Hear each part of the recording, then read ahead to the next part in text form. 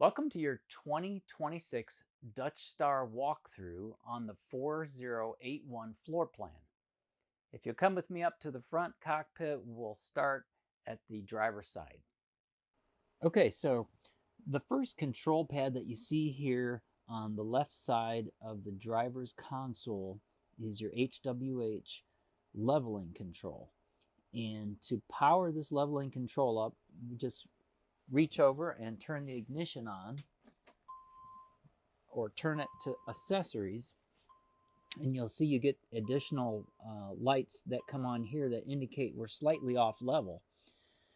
And to level the coach, you can do it manually by pressing these buttons for extend and retract, or you can just hit the auto level button. Now, before you put your coach into auto level, or you do it manually, you're going to want to walk around the coach and just make sure that there's nothing underneath where the jack pads are going to be extending towards the ground. And you also want to check the reveals on your slide out. Make sure that your slide out reveals are about 3/8 of an inch. And then you'll be able to go into auto level after you've run your slide rooms out. So leveling should only take place after you've checked your reveals and made sure that you can run your slide rooms out. After the slide rooms are out, then you'd want to go into the leveling process. So to do that, you'll turn the key on, hit auto level, and what you're hearing is the air going out of the bags as the coach is going into the leveling process. It takes a minute or two to go through the complete leveling cycle, and once each jack is down, you'll see a red light that comes on to tell you that that jack in that corner is down.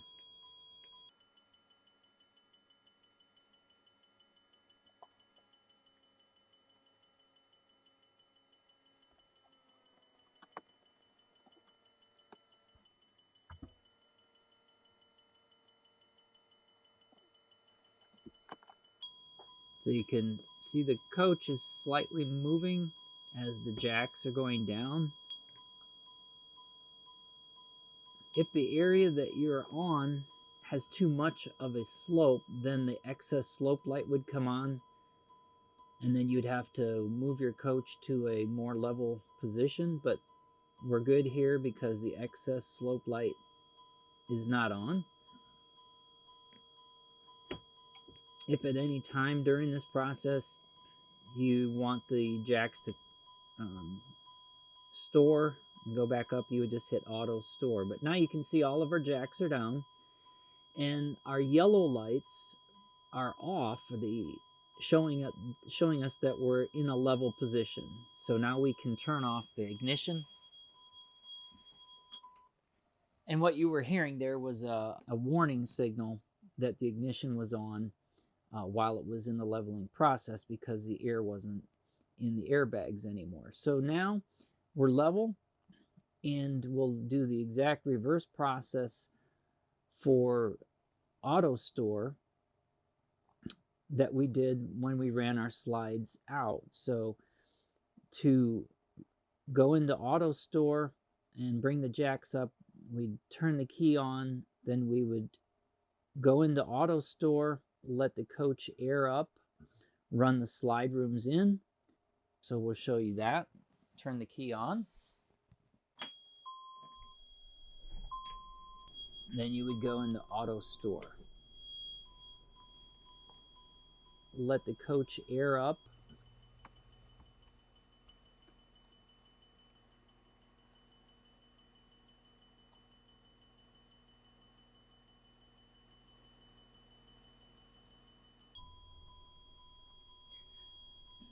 As each jack retracts in the corner of your coach, when it's fully retracted, the light will go out. So before you travel, you want to make sure all your red lights are out.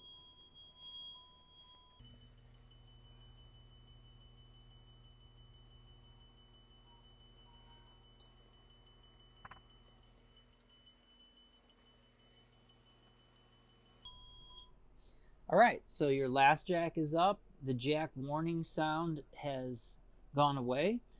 And once you have full air in your airbags, you'll be able to travel. So right now, it's showing that we have auto stored. Again, if you at any time wanted to, you could extend or retract these manually, but it's just about as easy to use the auto level and then auto store button to level. In front of our HWH leveling control, we have our Allison transmission shift pad. The N indicates neutral, R indicates reverse, and the D indicates drive. Once the transmission is warmed up, you can go into the mode and you can scroll up and down and get additional information about your transmission. Refer to your owner's manual for those additional functions, and you'll be able to view more details about your selection on your economy and transmission. We have our mirror control. Our mirror control for the left, just push the lever to the left, and then we can control the mirror with these arrows up, down, left or right adjust. In the center is no adjust for either mirror, and then to the right is for the passenger mirror adjust. Once we've made our adjustments to where we can have good vision towards our side of the coach and going back, we put that into the center so that in case we accidentally or inadvertently touch these, the mirror won't move.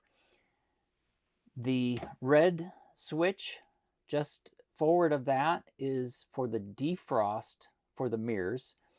If we have any moisture or frost on the mirror, we turn this forward and that turns on the heat behind the mirror, and that will melt the frost or the fog. If it's not frosted or fogged, we can just leave that off. Beside that is our automatic traction control override switch. And if you look up here on the glass dash, when I turn that on, we'll be able to see our traction control flashing now. It's turned on. If we press it again, then it goes to off. Beside that switch is our driver's side sliding window. In front of that is our tag dump.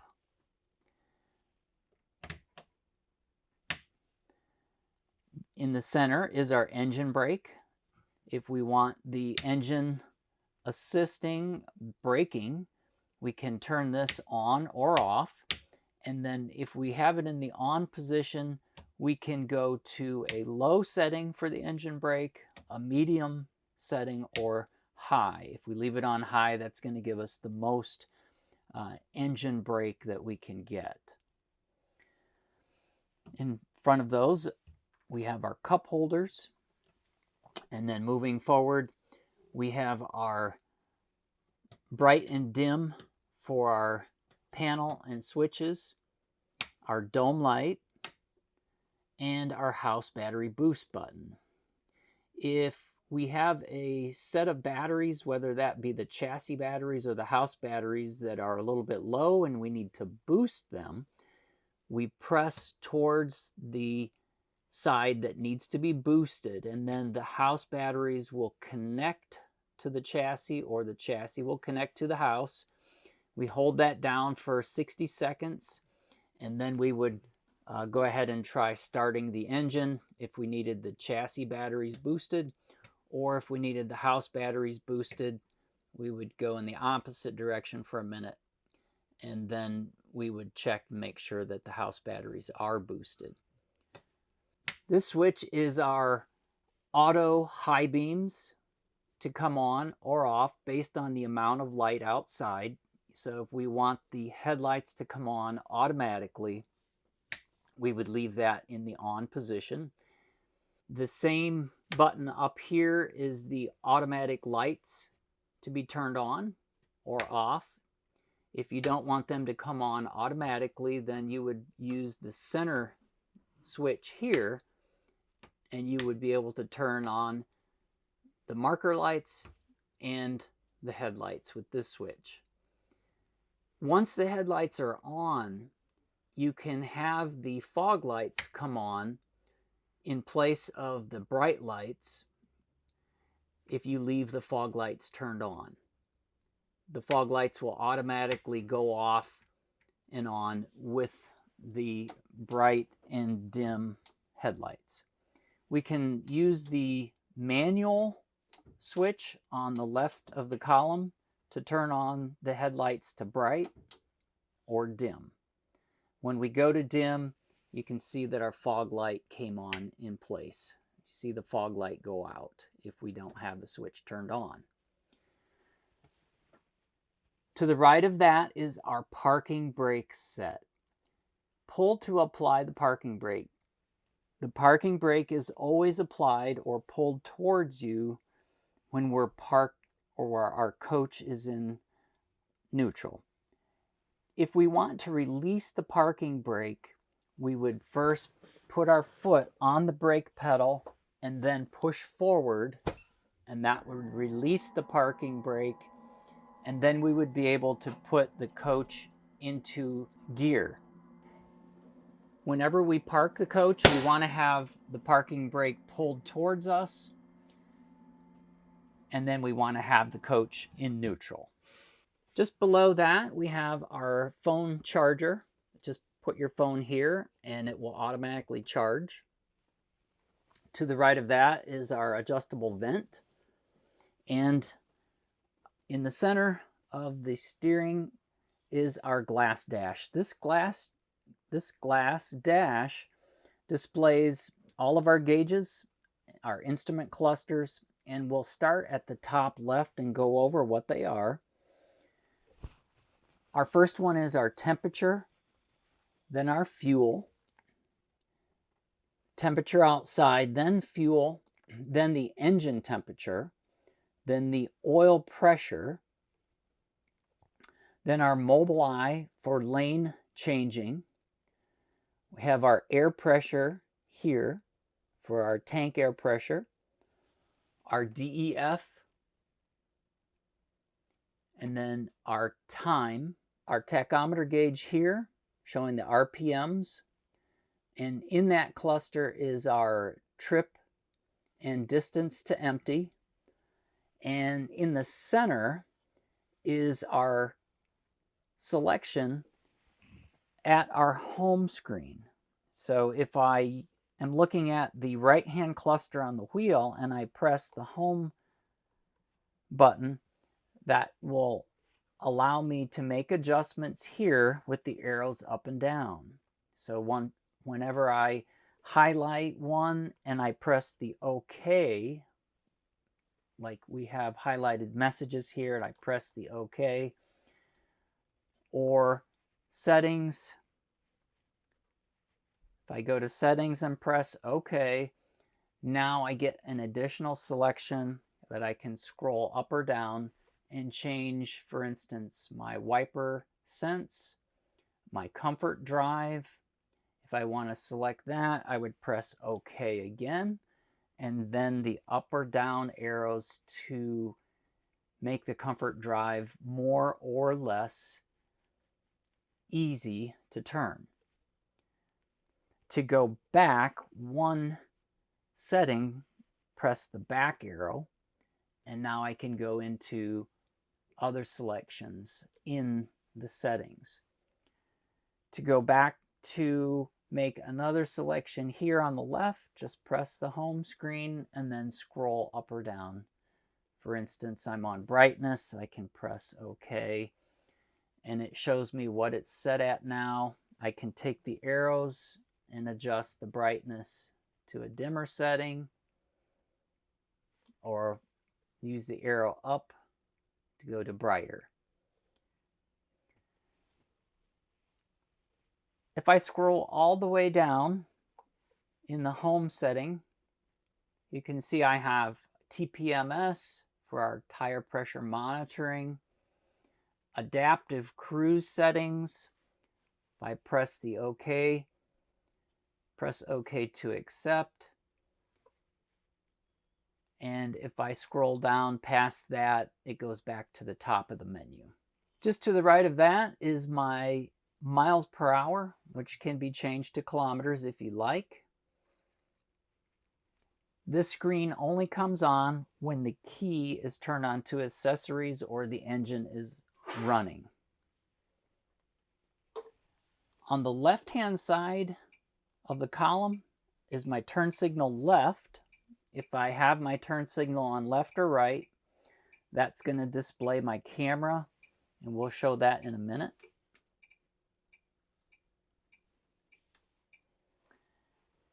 Pulling it is bright or dim. The cruise control is on the left button set. If I press in the center, there's a button that will set the cruise if it's turned on. If the cruise needs to be off, we just press to the left. It says off, and the cruise will be off. Moving all the way down to the floor area, there's a lever, a foot lever that can be depressed. If you press down on that, you can move the wheel forward and back, or telescope towards you or away. Once you release the pedal, it locks into place. So pressing releases. Now you can move it where you like. Once you find where it's set for your position that you are going to be driving, or to stow it if you're moving out of the seat, just release and it's locked into place.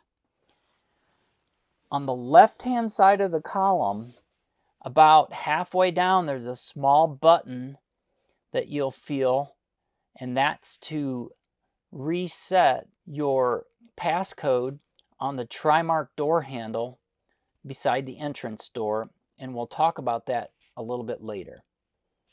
Moving to the steering wheel, we have 3 clusters here. We talked about the cluster on the right, and we're going to move over here to the cluster on the left, which is your wiper wash, your telephone calls.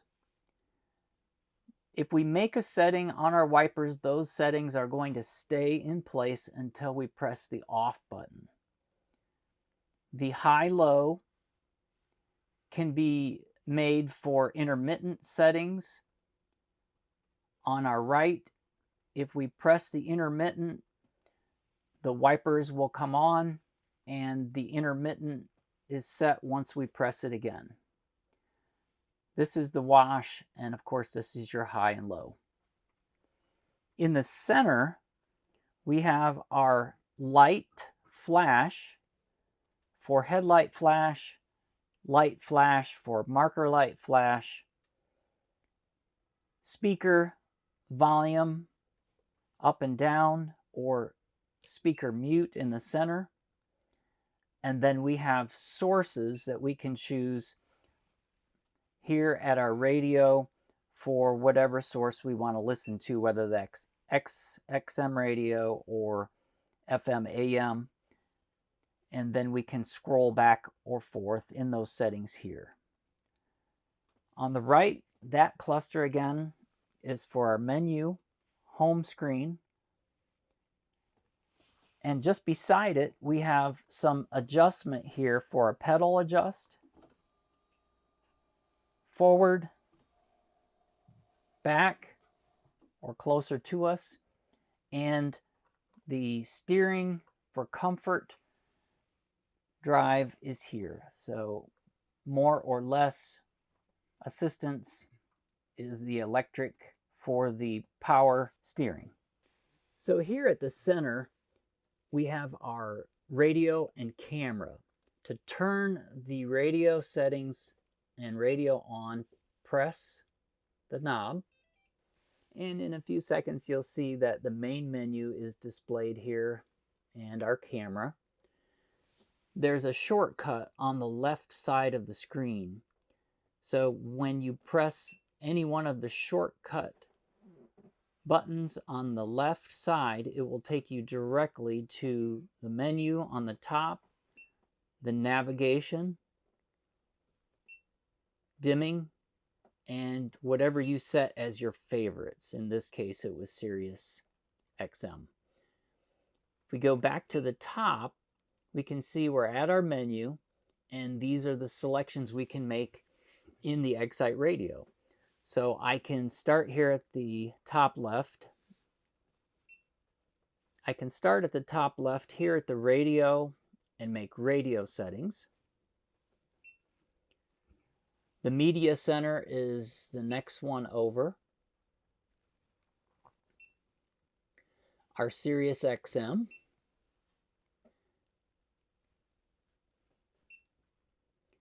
Our Bluetooth. In order to make telephone calls with your phone, here through the steering, you'll have to connect your phone here and turn on your Bluetooth. Once you do that, you'll see your phone is connected and you'll be able to make calls or play music there. Our HDMI port and auxiliary port are to the left and below the armrest area. We'll show you those in 1 second. Our camera control is here. So in our camera settings, you can see we have chosen the rear view camera. At the rear view camera, there is additional settings here for distance. So we can move the distance a little closer or closest. We can select forward, reverse, side, or a combination of those here. The bottom one on the right is the 360 view here. And whenever we turn our turn signal on left, it will show the left side, and right will show the right side. If we want to power down the camera, which is on the right hand side, we can do that just by pressing the power button. And then to power down the left side, we just press the knob and it powers the left side down. Just below that are the HVAC settings for the cockpit area only. When we have the ignition on and we turn to a fan setting, we'll be able to turn on the snowflake button for air conditioning and set our temperature. The top recirculation icon can be pressed and you'll see that illuminate, so the air is being recirculated rather than letting or allowing fresh air in.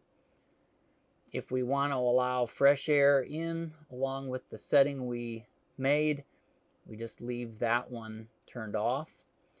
If we want to just bring air in from the outside without the air conditioner on, press that so the blue light goes out.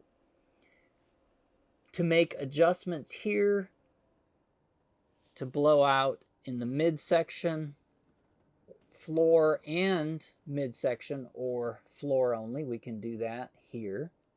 Defrost.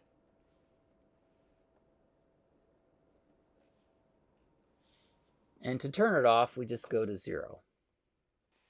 Rocker switches below our HVAC are the visor here at the driver's side, up and down.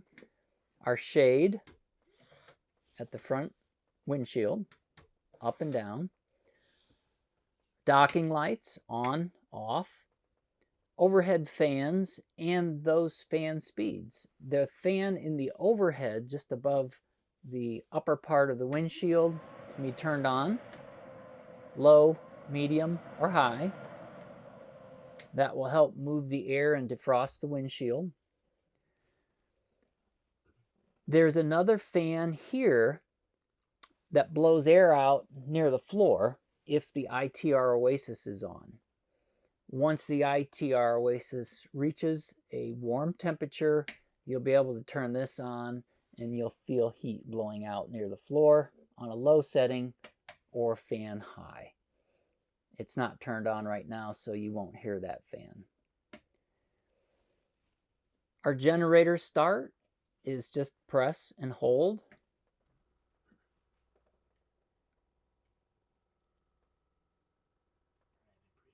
It's priming and preheating now. Once it's preheated and primed, it will start. When we're finished with the generator, we just press the off button. Our entrance door lock, we can lock and unlock here. The air horn or the street horn choice can be made here. Street horn and then air horn if it's aired up. Courtesy lights on and off, and our visor. And this is a blank switch. Below that, we have our storage drawers here.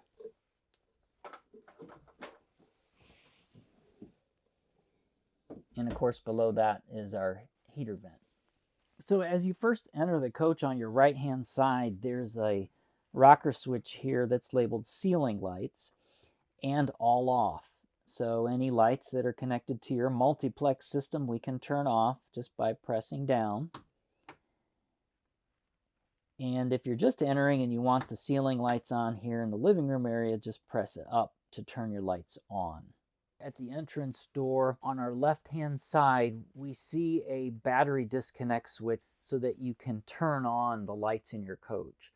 So when you first enter, you'll press this switch on and the red light will come on. That tells you that your batteries are connected, and then you'll be able to turn on your lights and other functions. Just above that is our baggage doors on unlock up or lock down, and our patio light along with our stepwell light on and off. At the very base or bottom floor, there's our fire extinguisher with the quick release in the center. To remove the fire extinguisher and use it, just press the black quick release down, and then we can remove our fire extinguisher. There's a storage compartment here, and above that is our cup holder. The switches behind the cup holder include our map light on and off, our visor up and down right here behind the shade, and our step cover. So our step cover is retracted now and you can't see it. If we want to use this area above the steps and walk in this area, we can just press the step cover switch.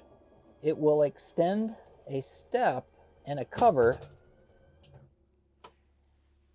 so that we can walk now, or even if we're driving, the passenger can walk in this area without having to deal with the steps. Once you reach your destination or you're done camping and you want to store the step cover away, just reverse the switch. It lowers and automatically stows away.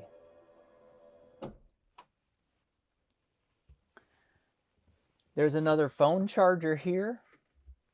Behind that, another plug charger for your HDMI, for your USB and your USB-C charging ports.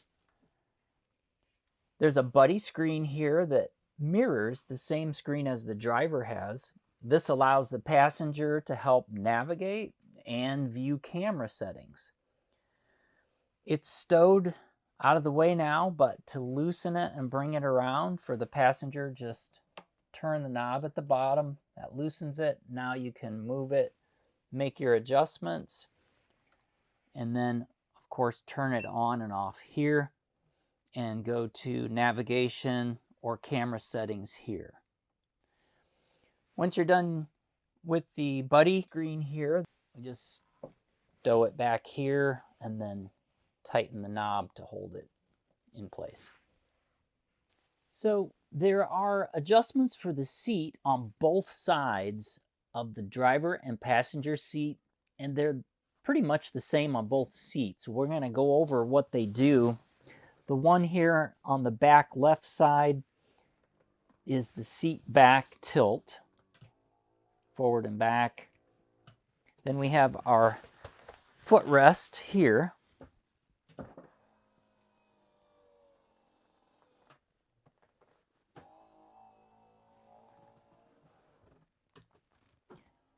seat adjust forward and back, and the base can be tilted forward or back. On the right-hand side of each seat, there are additional controls. I'll rotate the seat around so you can see what those are. You want to make sure if you're going to rotate the seat into the living room area that the armrest and the adjustment of the seat will clear the right-hand side of the console. Just lift up on the release lever. I'm holding the release lever right now so you can see it. Once you lift this, you can rotate the seat. This is your release. You can see two additional controls here. This is for your heat, level 1, level 2, high and low, and then our lumbar support for our back is here. Once we are ready to put the seat back in the drive position, it will automatically lock this switch back where it was. You can just rotate the seat around and you'll hear it lock back into the center position for driving. The armrests are adjustable on both armrests. There's a small gap in the center that has a lever that you can lift and make an adjustment if you like it a little bit higher or lower setting. That locks it into place when you release it. To just store it and get it out of your way, you don't need to unlock it. You can just lift it up and get it out of your way. And the driver's seat is the same, except the footrest will not be able to be used if the coach brake is released.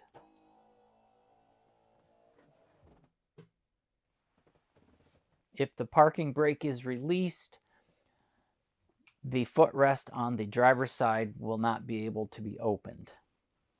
Above the driver's seat, we have an overhead panel. If we open that up, we can see we have additional controls here that we should monitor. Starting at the very top or the ceiling panel, you'll notice that we have our conduit and wiring for our satellite prep. So to access that wiring, we would need to take this panel off.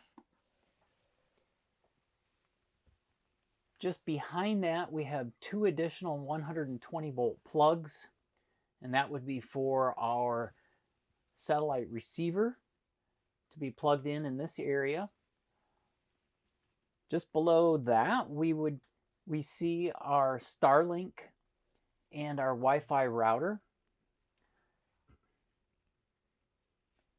At the front panel here, we have our solar prep, which is behind this panel. So to access the solar prep area, we would need to take these screws out and then get in behind here. And this is where we would set up our solar prep panel. If we wanted a display panel here, we could add that. These two rocker switches extend and retract the off door side living room window awning and the door side awning. You can extend and retract here. In the center is our Victron energy management panel. This panel will illuminate and come on when we turn on the Victron on-off switch to inverter down in the baggage compartment, and we'll show you where that's at. As long as the black rocker switch is turned on, we can use this panel. Currently, the panel here for the inverter charger is showing what is being supplied off of the grid, what our AC loads are. If we touch the panel, you can see it gives us a choice here. Now we can scroll into the menu. So in the menu list, now I can make additional choices. I can go into notifications, settings, INV1, that means my inverter number 1. So we have one inverter in this coach, and if I want to select that, just press it. Now I have another set of screens that I can go in and look at and make adjustments to. I can scroll through the entire list, and when I see a setting or a selection that I want to view, just like for instance the state of charge, I would just touch that one, and then I will be able to go into those selections or settings.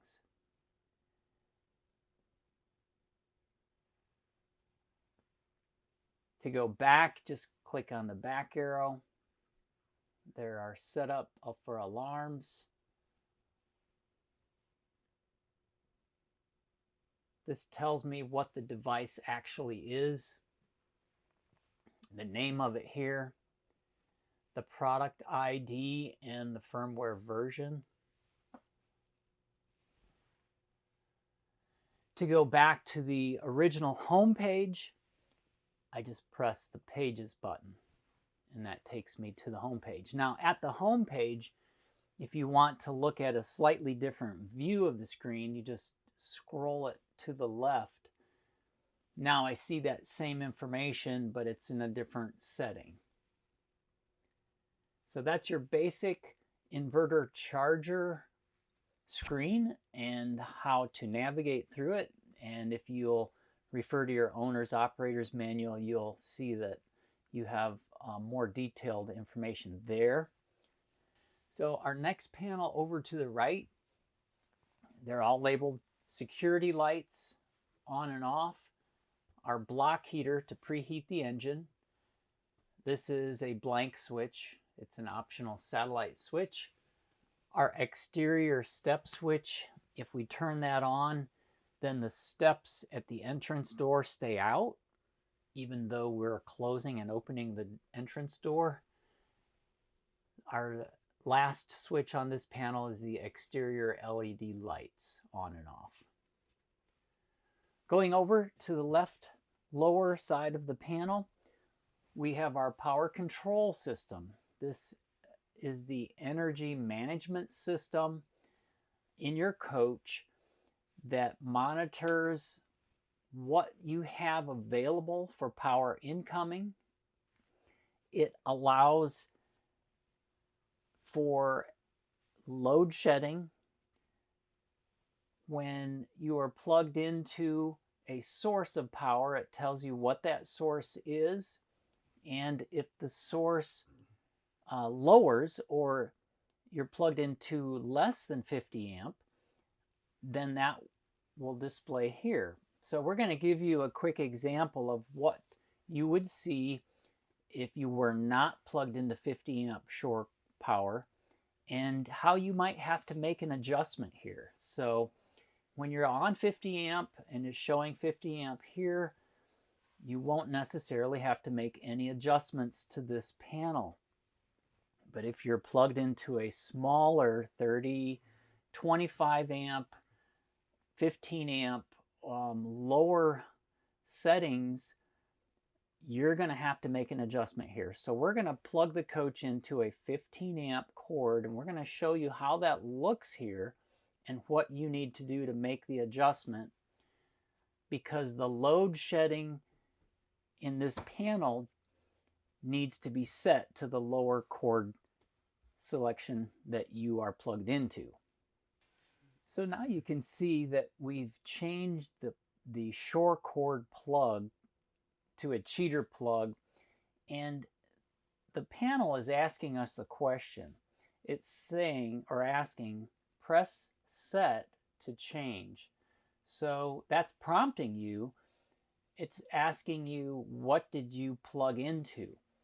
And we need to look at the breaker on the pole and then make this panel set to whatever that breaker setting is, no more. So if the breaker on the pole says 20 amp, then we would go right here to this set button, pressing it again, and select 20 amps. If you've selected a different or smaller source cord and it says 15 amp, press it again and go to 15 amp. So just remember, whatever you're plugged into, that's where you want this setting to be, whether it's 30, 20, or 15. If we're plugged into 50 amp, it will always display 50, and we don't have to make any adjustments. In addition to the panel showing you what you're plugged into and making those adjustments, it gives you load shedding. So if your coach is being supplied, let's say 20 amp, and you don't have quite enough power to operate some of the appliances, it will start shedding loads. Currently, our load status are on, but in the event that one of these appliances were trying to start and this panel sensed that there wasn't enough energy or power to operate that appliance, you would see the word shed instead of the word on. This panel shows the line status of both lines coming in the coach, line 1 and 2, and what that total is at the bottom for both.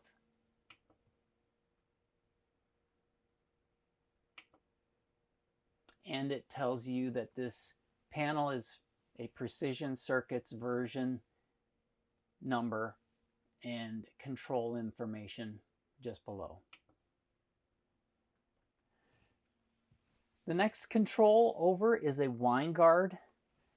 The Winegard television over-the-air antenna receiver panel. Currently it's turned on. The green LED light is showing it's on. If we press it, it goes into a scan. Press it again, it goes off. When we initially turn it on, it scans for channels, and then it gives you the total of channels that it found. We're inside of a building, so it's not finding too many channels. But if you'd like to search again for additional channels, press the button here on the upper right corner, and it will go through a search again. Once you have turned your TV on and scanned for over-the-air channels, this will enable you to lock onto those channels and watch over-the-air TV. You can make slight adjustments here, left or right, to the antenna. Once you select a channel, you can change the direction of the antenna slightly with these adjustments. If you're going to watch cable TV, this needs to be off. So just remember, if you want to watch cable, this has to be turned off to watch cable. Leave it on if you're watching over-the-air TV. The panel beside it is to operate your patio awnings on the passenger side. For your large patio awnings in the front and rear of the coach, this shows 1 or 2, and if you want to operate both at the same time, you would leave it set at 0. If you're going to use this panel inside to open and close the patio awnings, you would want to make sure that the area is clear, or have a spotter outside to watch and make sure the awnings are clear of anything that you might be moving in the way of when you press out or in. If you're moving it in either direction and you want to stop, just press the stop button. The button on the top left is for the LED lighting strip that's on the bottom of each one. The panel to the right of that is for our slide outs. Our slide outs here in the living room and kitchen. Off door side, meaning driver side, and door side, meaning the side that the entrance door is on. In or out. Out is extend, in is retract, and before you operate either slide out, you want to make sure that the driver and passenger capstan's chairs are forward so that the chair back is not going to rub against the slide out as it's either moving in or out. The panel just beside that is our shades, front and driver, door, and passenger. Raise towards the top and lower at the bottom. As we move into the living room area, we have overhead cabinets here for storage. The center cabinet is the AV cabinet, the audio visual cabinet. Inside here, we have your HDMI plugs, and they're labeled satellite source and Blu-ray DVD. This is where you would put your receivers for those. You can see the satellite plug in the back, and of course the 120 volt outlets to plug those receivers in would go here. Above that is the Bose speaker. That can be either adjusted to a source for your smartphone or other devices, or can be used when you're watching television here. The television has a lift, and it's hidden down in that area now behind the cabinet. We'll show you that operation in just a second. There's additional storage space here. The couch folds out into a bed, and to do that, we want to remove the pillows. And the seat back cushions are Velcroed on. Just grab a hold of those and remove. There is a lift release here. If we grab a hold of that, we can lift up. That releases the seat, and then we just lift up and pull out. Our legs go down automatically, and this folds into a bed. And to complete the bed, we just pull the back down.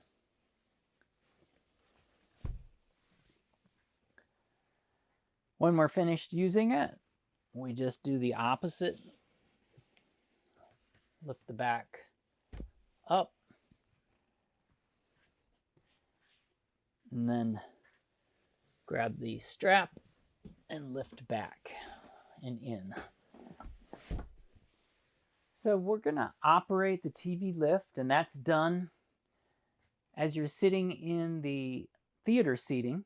There's a panel. You can do it at that small panel or the 10-inch panel in the hallway. You would go to the TV lift and press raise or up.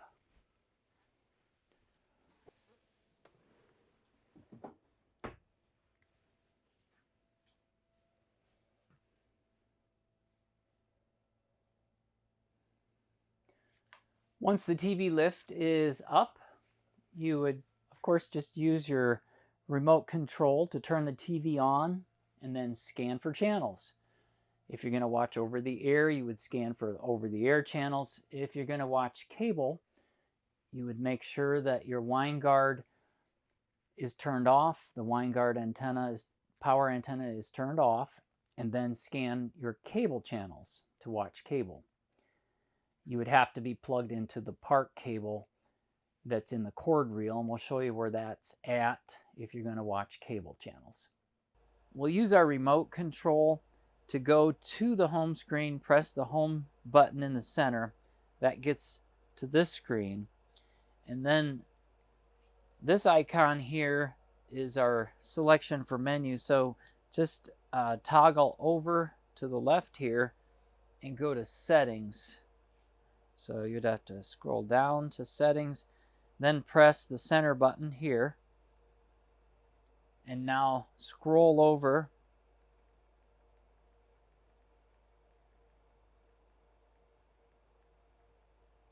to all settings. And what we're going to do is we're going to scan for channels. If we scroll down here to broadcasting, then we select that. Press the center button again, and we go through auto program to find the channels. So press auto program,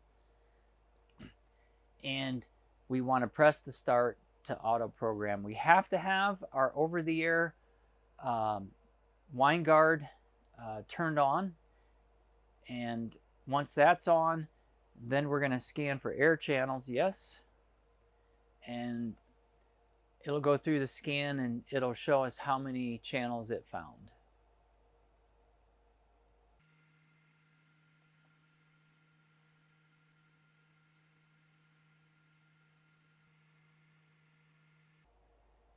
"39 channels." So we can either scan again, or we can go to our different settings or just close. You'll have to scan the same way with the wine guard antenna off if you want to watch the cable channels. So if you want to scan for cable, turn the over-the-air antenna off and then scan again for your cable channels if you have part cable available and want to watch cable.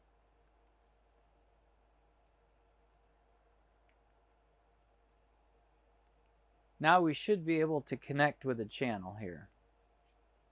Yes.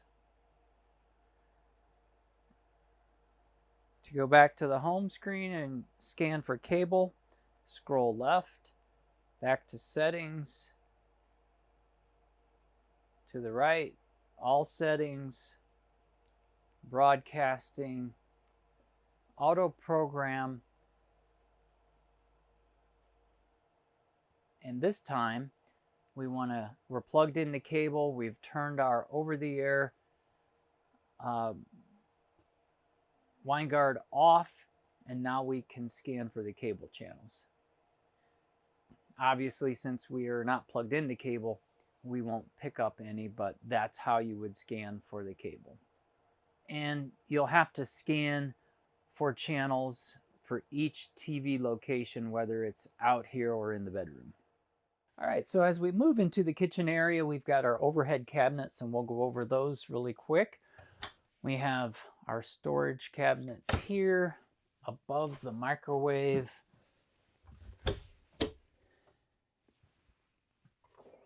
Pull-out drawer, Starlink, accessory box. And with every Newmar coach, you're going to get this black suitcase. Inside, we've labeled where we put all of your paperwork information on the plumbing, heating and air conditioning, exterior, and electrical. Your operator's manuals are in here along with your warranty registrations. So either get online and get those products registered, review the owner's operator's guides. On these labels, we give you additional information and notices regarding your paint colors and VIN information. More storage here. And then down below, these louvers, along with the ones on the left, are the heat and return air for the heat in this area.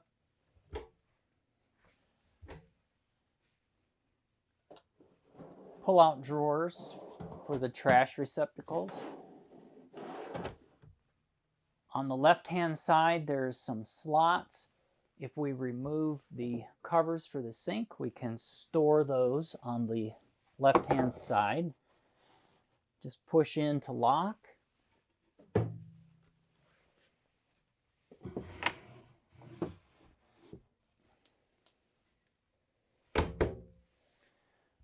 Our sink, on and off, hot and cold. The extension for the spray hose and retract. In the center, we have our cooktop with covers. These covers have a dual purpose. On the back side is a cutting board.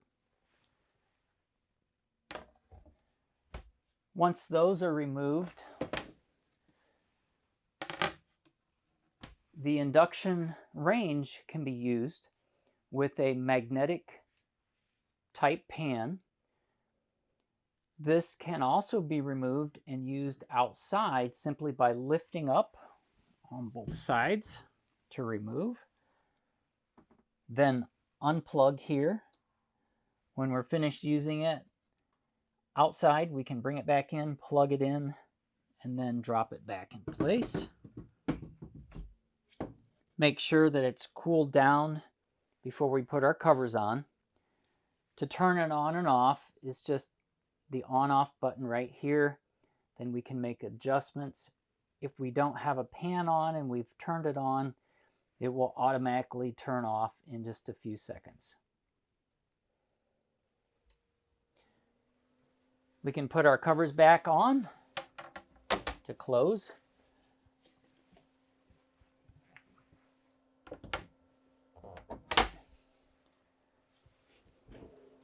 We have a large drawer just below that.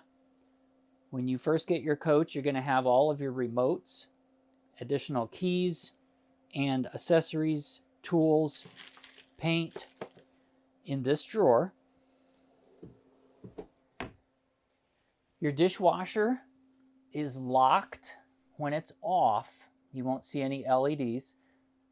So I cannot open the door when it's turned off. I have to be plugged in to shore power or have the inverter turned on in order to turn this on and unlock the door. Once it's turned on, the door is unlocked. I can load and unload dishes, make my settings, do the wash. If I want to child-proof it, I can press the lock button. That way it cannot be turned on and off until I press the lock button again to unlock it.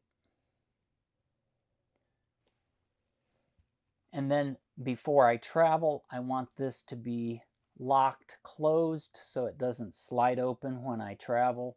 To do that, just press to turn it off again. You'll hear the door locking and you won't be able to open it again until you turn it back on.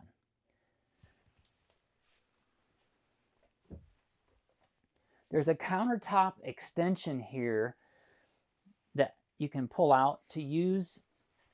There's a small button here to release, press to release, and then pull it out, and you'll hear it lock.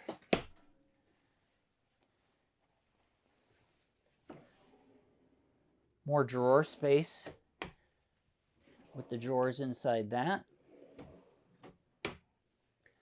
When I'm finished using the extension, I just push it to close. And you want to make sure to push it far enough until you hear it click to lock. Now it's locked back in place. And that has to be in to travel. So we are over at the theater seating. Above it, we have more storage here.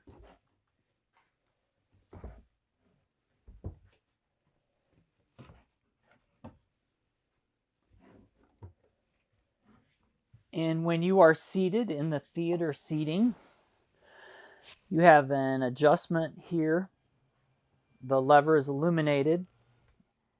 When you press to open, the footrest comes out and the seat back tilts. You can adjust it where you like. Pressing the button on the opposite side closes it. There's a charging port there in the center.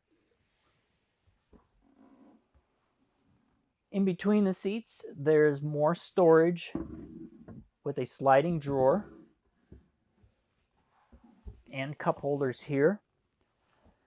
On my left is the touch panel screen. This panel will control all of the devices that the 10-inch panel in the hallway does.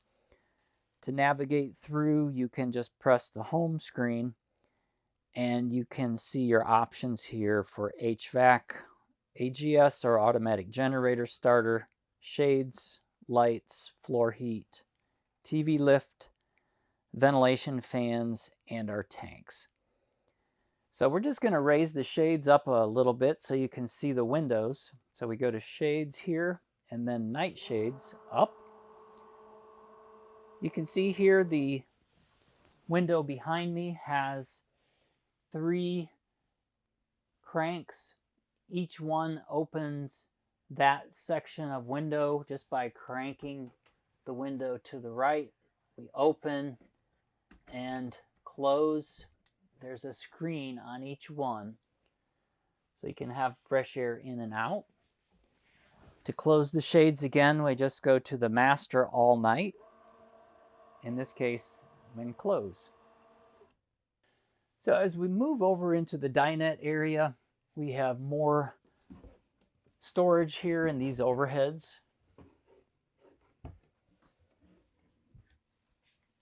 There's a 120 volt outlet there with a USB and USB-C charger. Drawers on the right for more storage on both the left and right, and cabinets on the left-hand side. This table extends just by pulling it out. Just grab a hold and pull out. You can hear it lock in place, and then to store it, just push back to retract. You can hear it lock. That's where you want it for travel. So moving over to the Whirlpool refrigerator, it's a triple door, stainless steel. As we can see, the doors are locked. Newmar adds a center lock here that's pushed to the left to lock or pushed to the right to unlock. This is a travel lock so that when we're moving down the road, these doors won't fly open. So you want to make sure to have this travel lock over to the left to lock so the doors won't open and close when you're traveling. When you get to your destination and you've parked, move it to the right, and we can open and close our doors now. The freezer has an ice cube tray. The ice maker's in the back.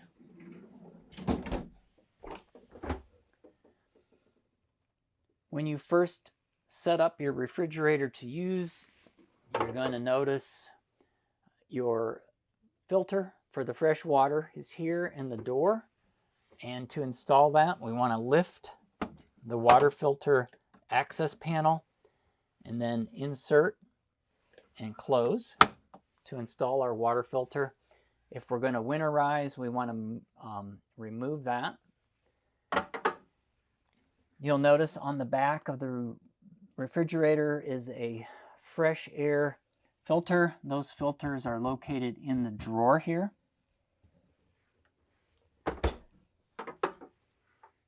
To turn the refrigerator on and off, we press and hold the freezer and refrigerator temp buttons. Currently it's on, but to turn it off then we just press and hold and we can turn it off. Turning it back on, same procedure, just press and hold both down for a couple seconds. It turns it on. Now I can adjust the temperature here, refrigerator, freezer, just by pressing. It changes the number of snowflakes. Fewer snowflakes is a warmer setting. If I change the air filter, I can reset this by holding it for 3 seconds. That tells that the refrigerator is resetting the filter. There's a fast cool selection, light. If I want the light in the dispenser area on or off, I can press that. If I change the water filter, I can reset that setting as well.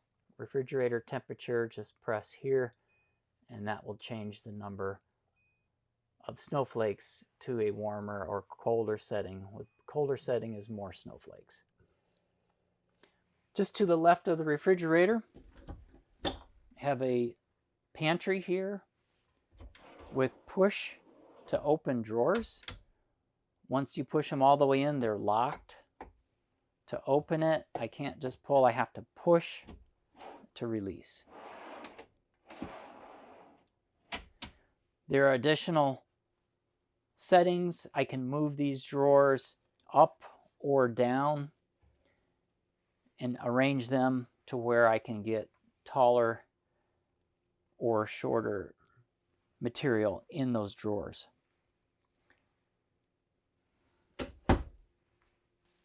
So here at the hallway area, just past the kitchen, you'll notice your intervac on the door opening panel.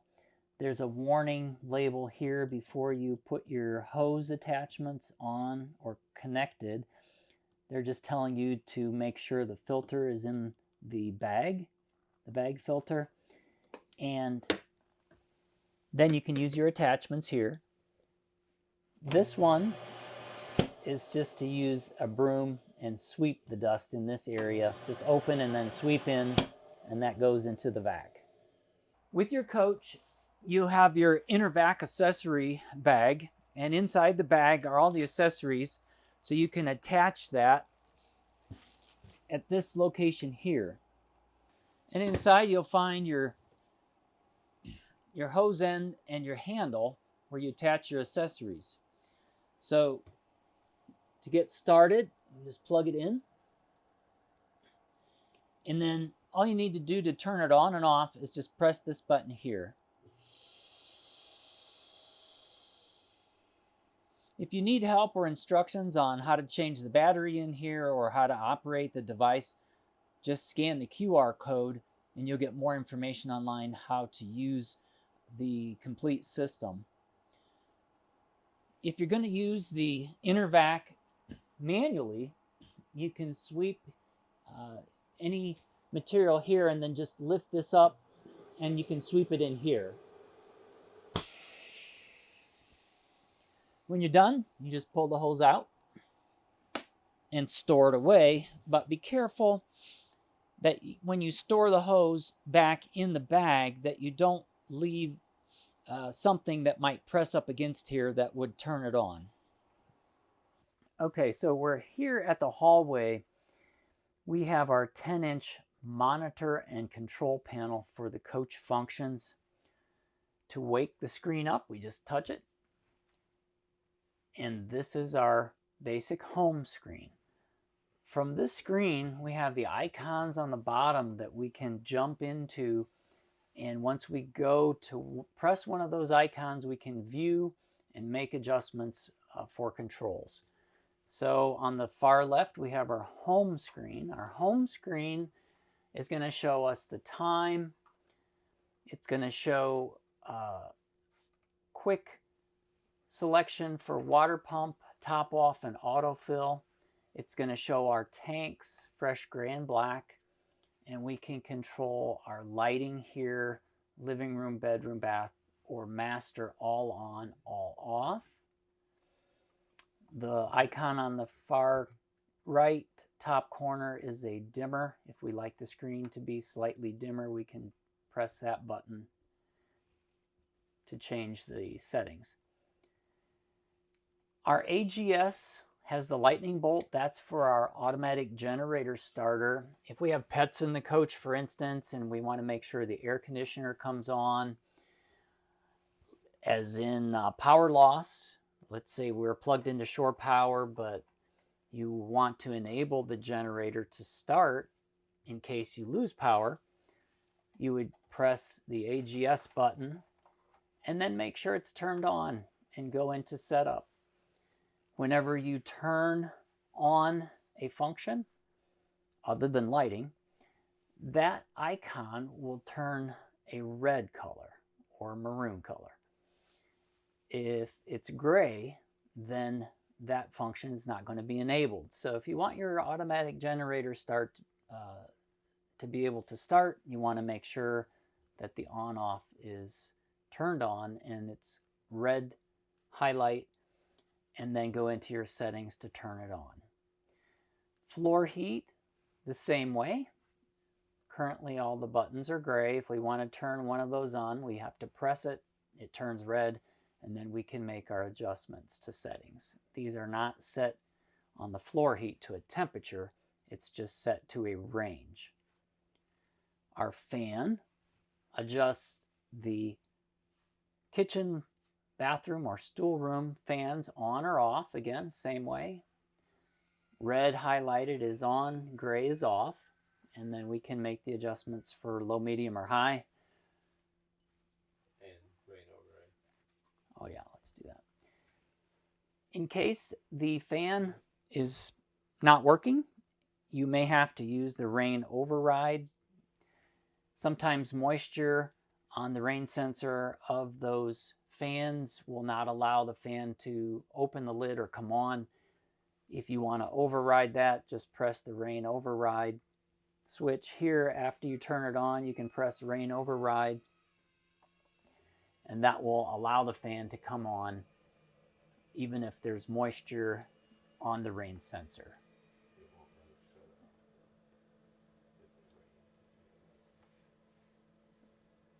Yeah.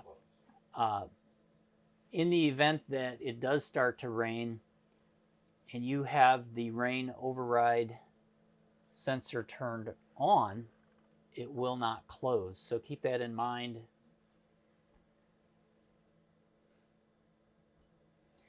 If you've overridden the rain sensor and it's raining, you would want to turn that off and close that fan. Moving to the shades, we can control all the shades in the coach here at the master or individual rooms by touching the room that we want the shades to be controlled in and then making the adjustment for that room. Our HVAC turns on and off the air conditioning, heat pumps, and the ITR Oasis hydronic furnace controls. You'll notice here on the left, you have the selection for your burner for the ITR Oasis. Pressing that turns it on. There are heating elements that heat up the water. There's one element you can turn on, or if you want both elements on, you can turn both elements on to heat up your water. If you're camping in a cold climate and you want to make sure that you have heat in the water compartment or water bay, make sure to leave the Oasis burner turned on so that the automatic temperature gauge in that compartment turns on the heat to keep those tanks from freezing. There's a stool room heater that we can turn on and off here as well. Whenever you select a room to turn on the temperature up or down, you'll still need to select a mode. For cooling, that's for your air conditioning. The auto mode is exactly what it says. If you select the auto mode and then your temperature setting, it will automatically choose whether heating or cooling takes place. If you see the hourglass icon, that's just a built-in delay of a couple minutes, and then that function will turn on.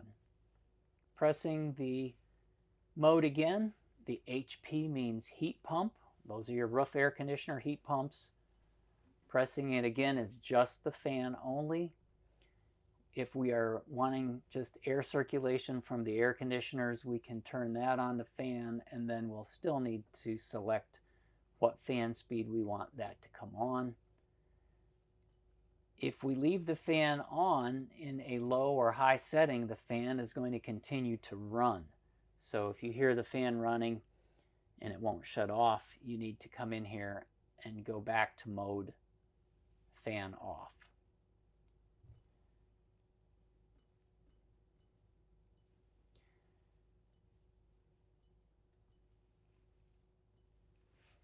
The next selection over pairs Bluetooth to your smart device like your phone or your iPad to this panel.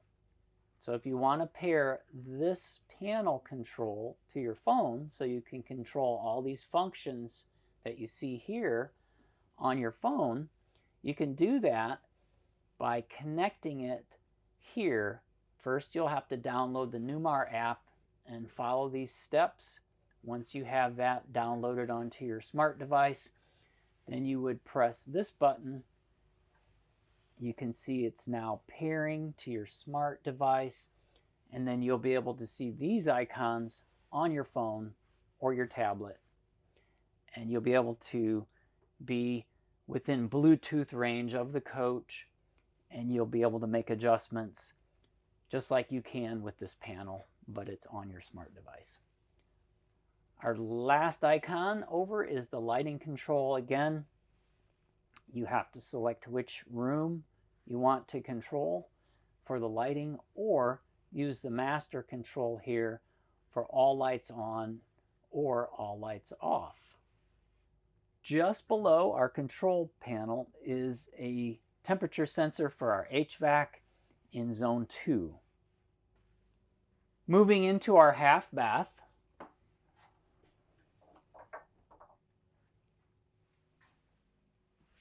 as we enter, we can turn our ceiling lights on with the panel here to our left. So as we open the 2 doors above the stool, we have our incoming power for 120 volt appliances, and on the left are the 12 volt appliances.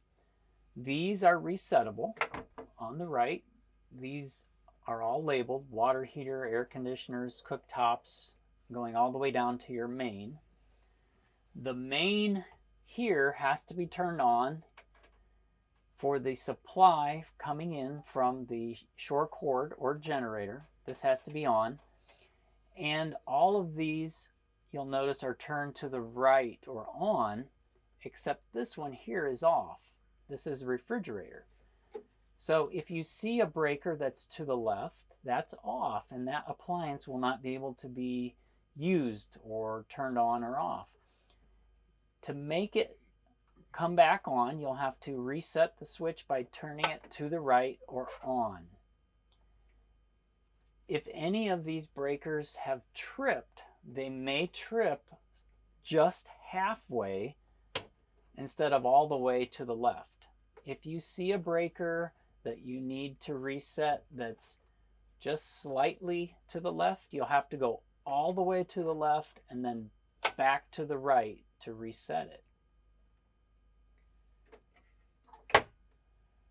Moving over to the left-hand side, we have our 12 volt fuses. These fuses can be replaced by using the spare fuses here if you have one that's blown. The ones at the very bottom here are resettable. These fuses don't need to be replaced unless they can't be reset. If any one of these larger gray ones needs to be reset, just press in the center to reset it, and that pushes that little tab back in, and then that fuse will work again.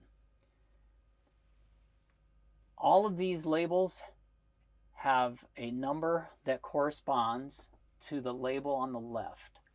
So if you have a porch light, for instance, that's not working, it's labeled F4. You would come in here to F4, which is this one. You would pull that. If it's blown, it will be disconnected in the center. You would find one that's the same size and replace it. And then that porch light would work again, as long as the bulb in the light is okay. So that's the basic operation of those fuses, how to replace them and how to locate them from this list. In the center are additional controls for the telematics. This one here in the center is for the connection to your smart device to your panel via the Bluetooth. And these are additional controls for the telematics relays.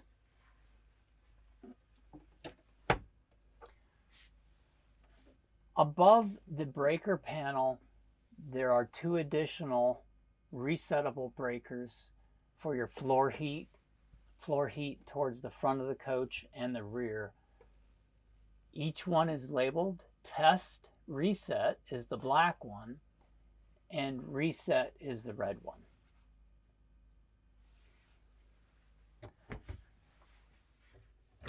On the left side at the back, there is a 120 volt outlet here that you can use to plug in things here in the bathroom. More cabinet space on the left with a mirror. Our sink bowl, on, off, hot and cold. Just to the left of that is our touch panel control. That touch panel control is the same one located at the front of the coach and in the bedroom. It controls all the same functions that you're controlling on the other panels or the large panel in the hallway.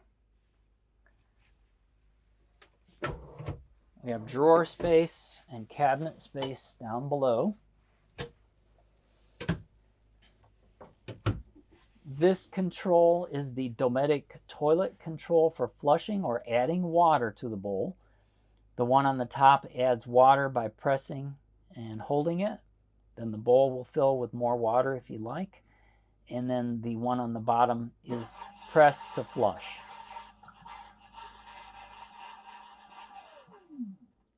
This panel has power when this green light is illuminated. If this isn't on, you won't be able to operate these functions. If you see an amber light here where it says tank level, the amber light's a warning that you're about 75% full on your black tank. If this amber light turns red, that means your black tank or your sewer tank is full, and unfortunately you won't be able to flush your toilet at that point. So once you see amber here before it turns red, you want to make sure to plan on emptying your black tank soon. We have our fantastic vent. The fantastic vent is just like the one in the kitchen or the full bath in the bedroom. It can be opened manually by turning this crank counterclockwise. So in the event that you want this vent open for air, you can do that manually if for any reason it's not opening with the control.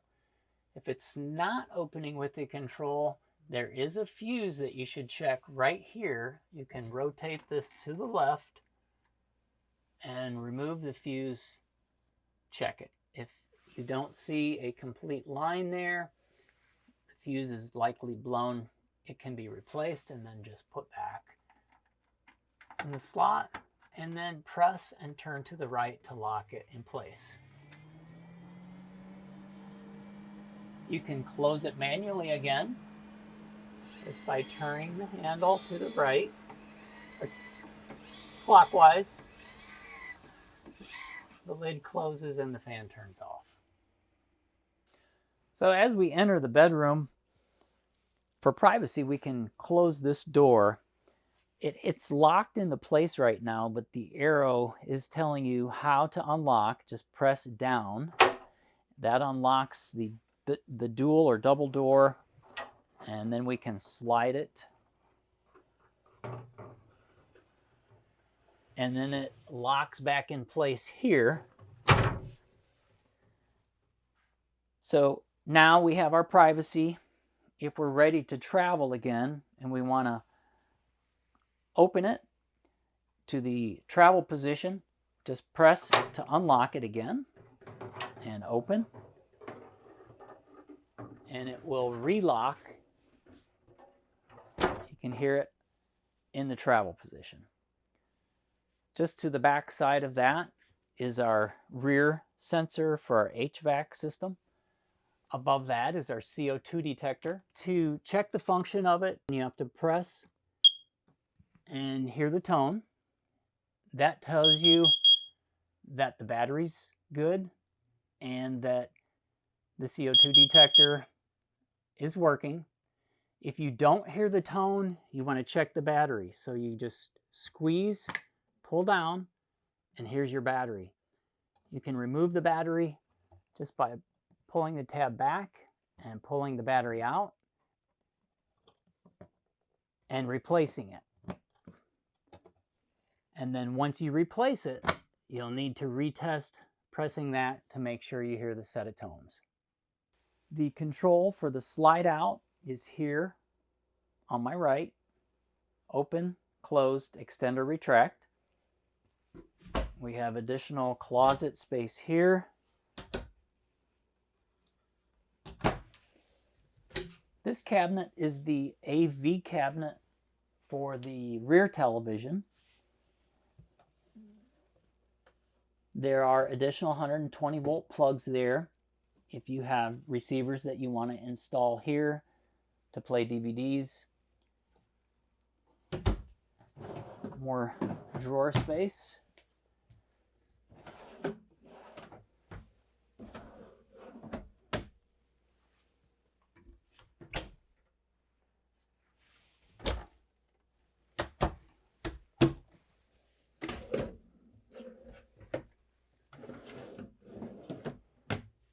And you may have noticed the air mattress control here for the left and right side of the bed. We can make those adjustments for our air mattress. Here at the window, there is an additional emergency exit. If you need to exit the coach here in the bedroom, this emergency window will open by pressing this lever down,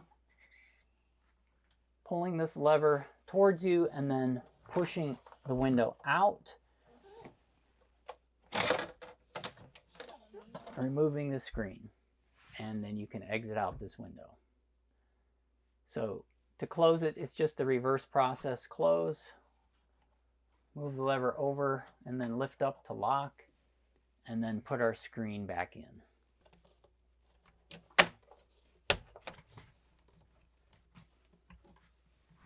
At each nightstand, there is an opening here at the top that you could put cords into to charge your phone or smart device.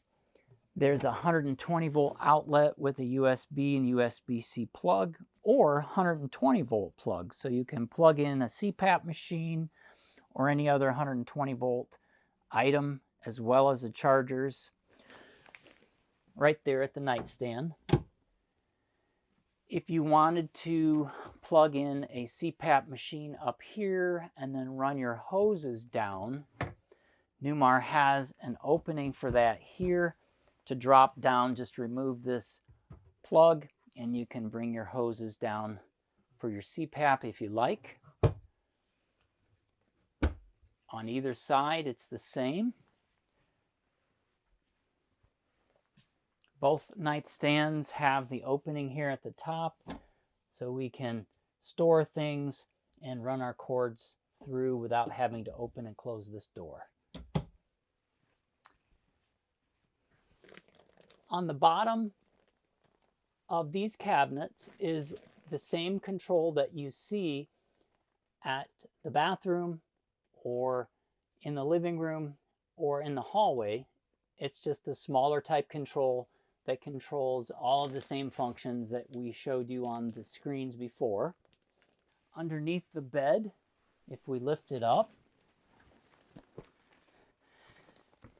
we have our 2 additional dining room chairs and our pump for the air mattress there.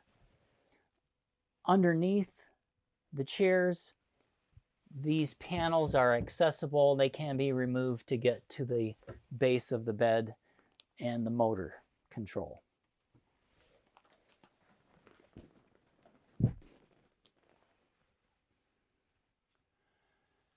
Above the bed is a zone here for the rooftop air conditioning system for the heat pump and the air conditioner. Behind this panel, there are vents that discharge air from the roof and intake air vents. Those intake air vents need to be cleaned. To clean those vents, we have a special tool that comes with your coach. This tool is a hook tool which pulls this vent down. So if we insert it, then we can pull this down, the magnets release, and now you can see we can access the filters, remove the filters weekly if you're living in the coach. Just by pulling the louver down, the filter comes with the louver. Remove that from the louvers, clean it with soapy warm water, let it air dry, and then put it back, and then reinsert the louver before you start using your air conditioner again. That needs to be done in each of the zones in the front of the coach, those two zones and this rear zone, whenever you're using the heat pump or air conditioning system of these rooftop air conditioners. To close this louver, we just want to lift, after we align the magnets, we just lift up to close. So if you would like to remove the picture here in the bedroom or at the clock in the kitchen, they are Velcroed on at the bottom and then clipped at the top. So you just grab a hold of the bottom, pull out to release the Velcro and lift up. Then you can change the frame or just the picture and then put it back on the top, hook it, and then close it so the Velcro touches to lock it back in place. So we're here at the rear bath, the rear full bath. There's a pocket door here that's actually closed for travel. If we want to close it so we have privacy in the bathroom, we have to unlock it and then move it to the right, and it relocks here. To set it back in the pocket, we have to unlock it and then push it to the left, and then this is spring loaded and it will relock the door for at the travel position. The appliances that are installed in these two doors are the dryer and the washer. The dryer settings can be made up here at the top, and the timer is here. The settings for the washing machine are here for different permanent press or others. The display panel is here when it's turned on. And this is our dispenser for our soap and our softeners. There is a warning label here giving you a notice that if you're operating the washing machine, you want to remove the outside drain cap before operating washing, because a lot of water is being used from the fresh tank. It's going into the gray tank. And if we don't open the gray tank gate valve and have that connected to our sewer hose that goes into the drain, that will fill up our gray tank and eventually to a completely full.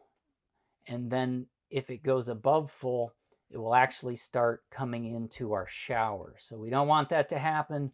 Make sure that we remove that cap and make sure that all the gray water that's coming out of this washing machine is going into the gray tank and then out the gray tank into the sewer drain.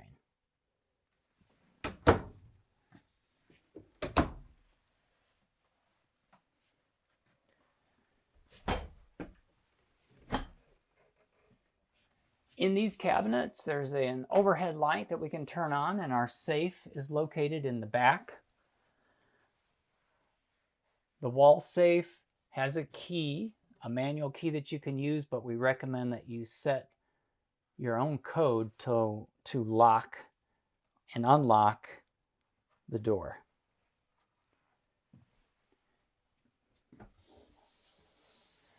There is an access panel down at the base here for more storage.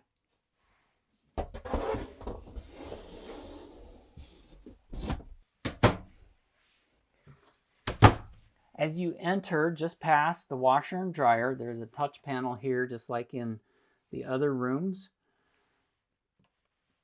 It has the same icons and operates in the same way. And since we're here and we're going to look at the shower, we're going to go into the lighting controls.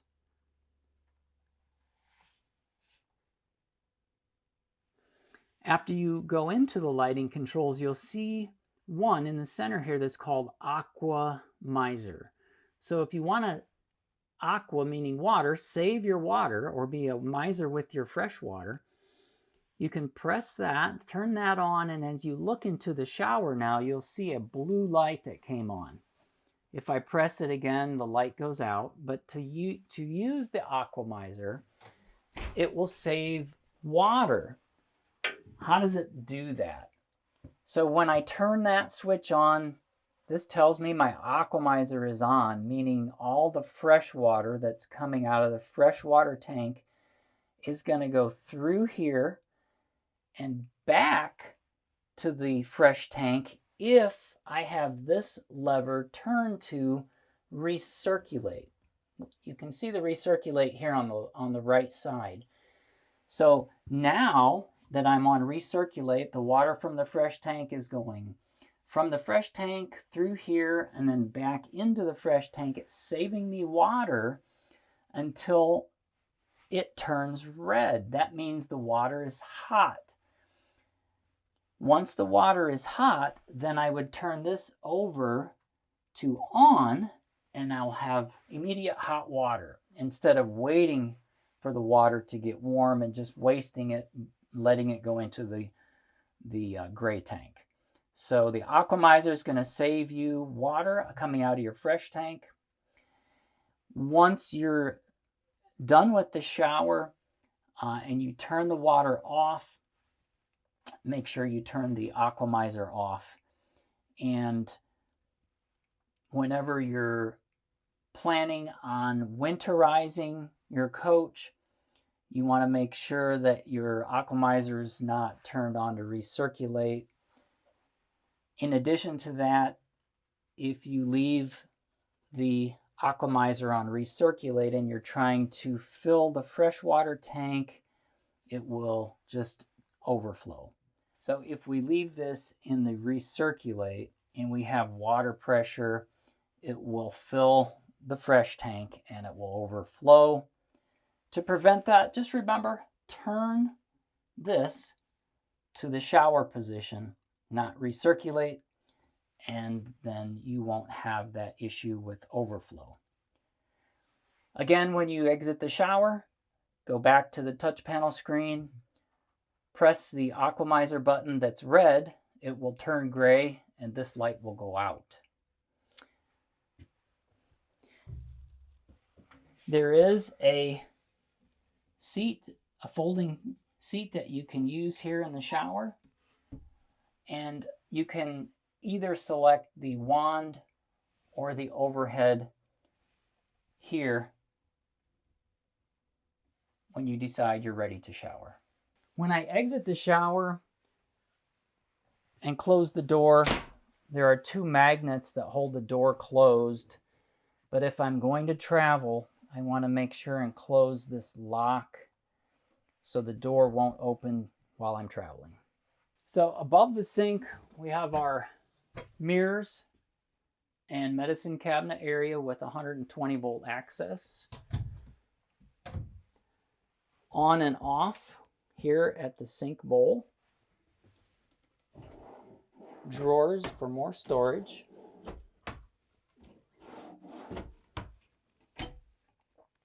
Cabinet space with more drawers on the left. If you look in the back into this area, you'll see one line is blue, one is red. The blue is the cold water, obviously, and the red is the hot water.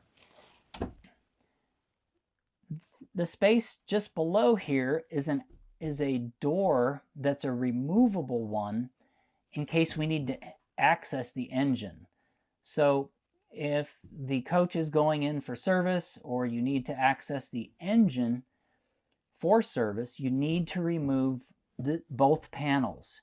This one needs to be removed first. Just grab a hold of it and pull. That releases these small clips on both sides. Unplug the floor heat that goes to this removable panel. Once you have that unplugged and this removed out of your way, you'll remove the black plugs, and there are 2 screws here that loosen this panel, and then we can lift this panel out of the way so the service tech can get into the engine. When we're finished, we can put this cover back on, put our screws back in, put our plug covers on, and then clip this, line our clips back up here, and then just push to lock in place. There is more cabinet space above the toilet here, and beside the toilet there's some more cabinet space there. The Dometic toilet operates the same as the one in the half bath. The button on the top fills more water into the bowl. The one on the bottom flushes the toilet.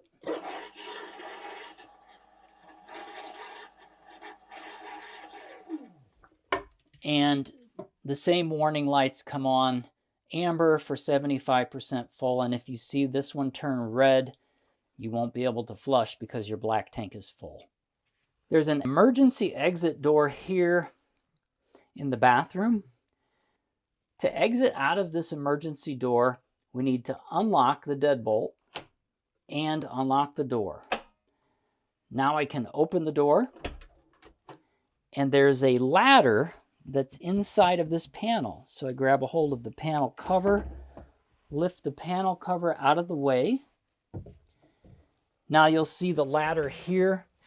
It's Velcroed, has a Velcro strap.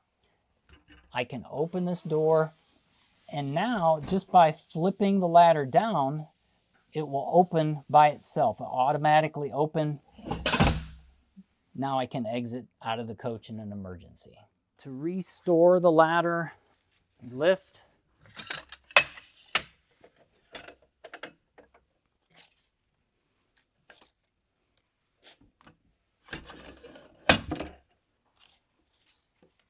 put our Velcro back, and then our cover.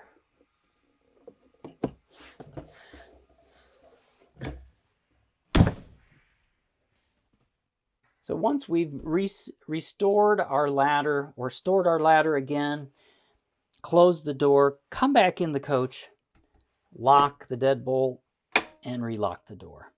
So we're standing outside the coach here at the driver's side. At the forward compartment, if we open that, we'll see that we have a pull handle, and that's for our hood release at the front of the coach. So if we grab a hold of that and pull, and we come around to the front, we'll be able to open that up.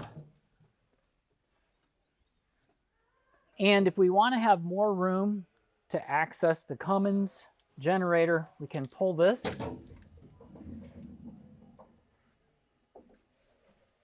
Now we can go into servicing or adding wiper washer fluid, replacing the filter for the hydronic ITR Oasis.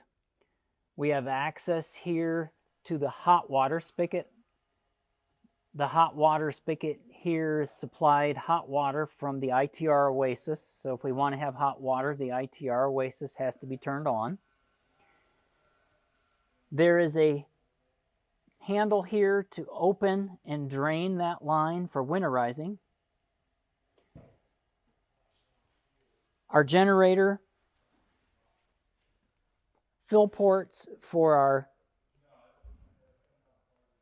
coolant and our oil. Our start-stop switch here. Press to start and hold. You can hear it priming and preheating.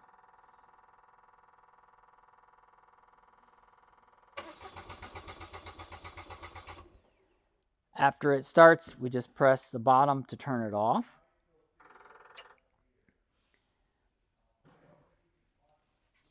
There's an overhead light here we can turn on and off manually. Beside that is our Cockpit HVAC system for heating and cooling. The amount of refrigerant in this system is noted here and what part number this is for our controls. Moving over to the passenger side, you can see the HWH system. The HWH system has its own tank and fill port. If we want to check the fluid, we can remove the cap, twist it counterclockwise to open, and with the full slide open and the jacks retracted is when we should check the fluid level and add if needed. Replace the cap when finished.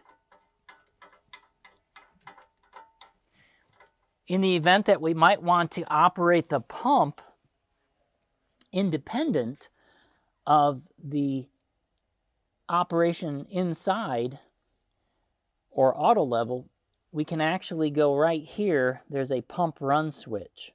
We can turn the pump on manually right here. So if, let's say, we wanted to operate one jack or several, we could flip the paddle here on that jack and then run the pump switch, and that jack would go down. Above that is our filter line dryer. And when we're finished in this area, we manually close this slide by pushing it to close. You can hear it lock. You'll hear it click. Now it's locked. And the hood is the same way. You can hear it lock. We have our fog lights at the bottom,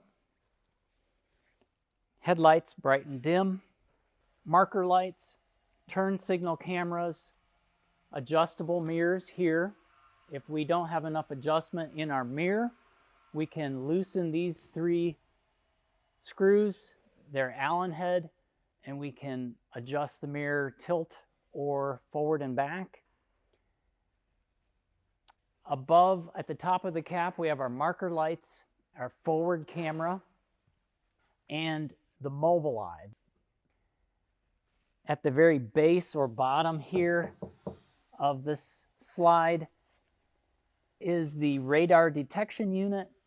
So we don't want to cover this area. If there's snow and ice on it, we want to clean that off so that we can get our adaptive cruise and so keep this area clean. So we're here at the entrance door area, and as we look above the entrance door, you'll see that we have our door awning. The door awning can be opened and closed, and the lighting can be operated in the shades menu, either on the touch panels inside, or if we have the app installed on our phone, we can operate it outside with Bluetooth on that device. And just be careful when you open and close your awnings, there's nothing in the way. So the door awning would be operated with the control either inside or on our phone outside with the app. The 2 large awnings are operated with the Girard control, either the remote here standing outside or the control that's in the overhead above the driver's area. To operate the Girard outside, we choose a channel. 0 is both of the awnings at the same time, and then press out would be extend.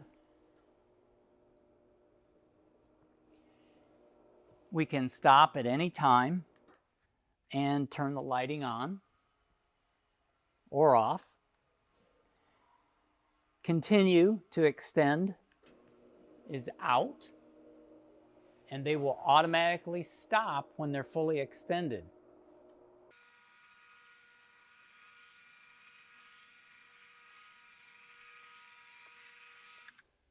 The amount of extension or retraction can be adjusted at the center of the awnings. Right on the motor, there's a limit switch, and there's a tool in your drawer in the kitchen that you can make that adjustment. There's also a tool that you can use to close the awnings without the control or any power to the coach. That is a steel rod that's inserted at the top of both awnings, but you would have to be on the roof to do that. If the awnings are extended and the high wind comes up and the awnings start to move too much or shake, there's a sensor in the awnings that will tell the motor to close automatically in those high wind conditions. We can demonstrate that by moving the awning. So if we move either awning enough to imitate what it would be taking place during a high wind situation, or shake the awning just enough,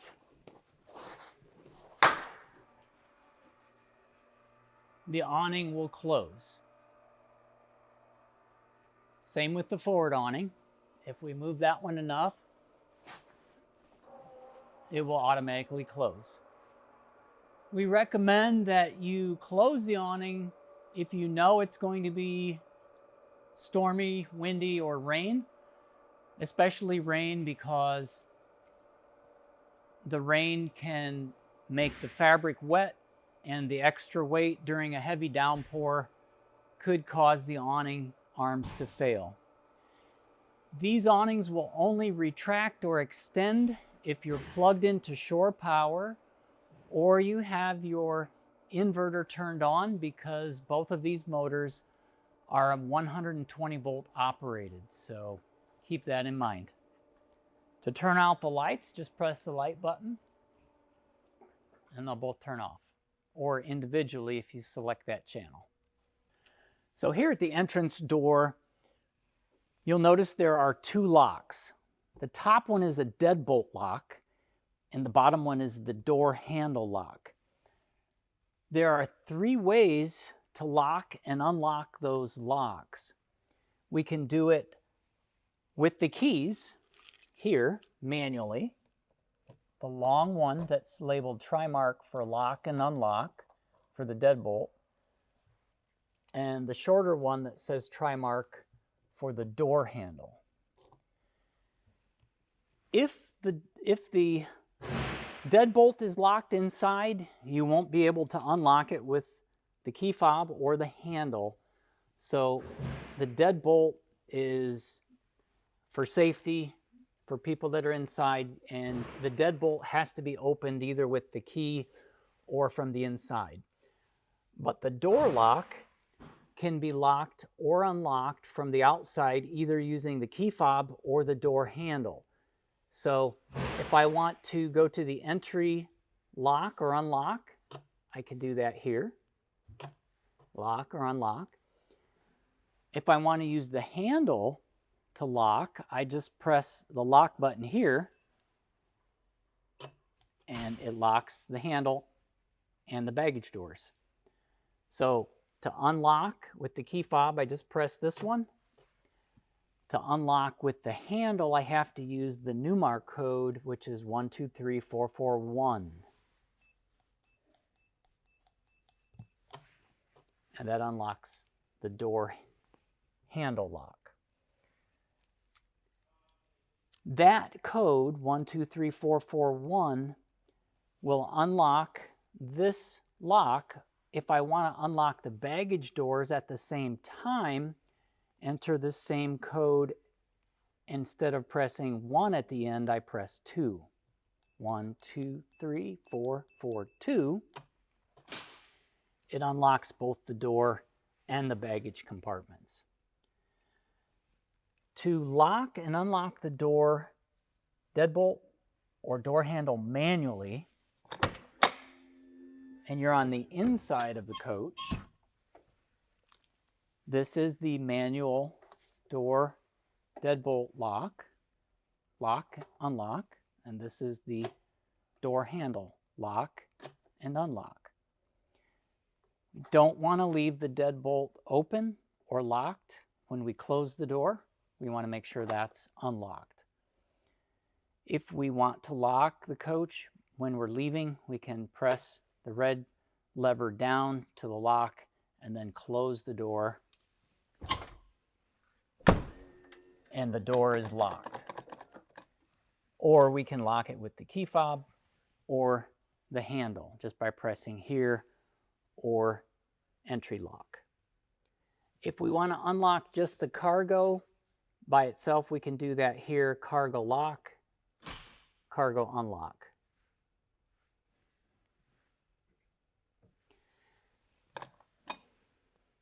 Entry unlock. When the door is opening and closing, you'll notice the steps are moving with the door, open and closed. If you'd like to have the steps remain or stay open, press the step switch in the overhead. I'll demonstrate that.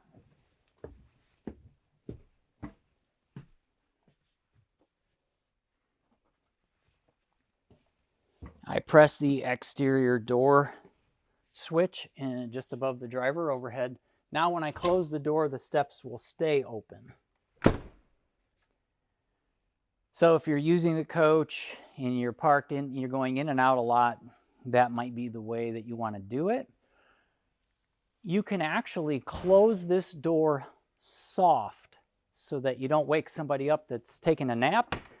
It's just into the first latch. This door can actually be closed into the first latch or the travel latch.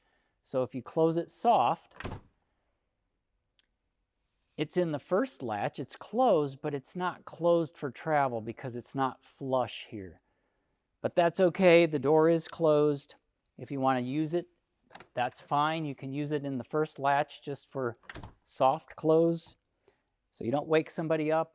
But when you're ready to travel, you want to make sure it's in the travel latch, which is the second latch, and you'll need to close it more firmly like this. Now you can see that the trim is even or flush, and you won't have any wind noise when you travel. The entrance code that you get, which is the 123441, when your coach is new, should be changed when you take ownership. Use a number that you can remember, a 5-digit number, and you can change that.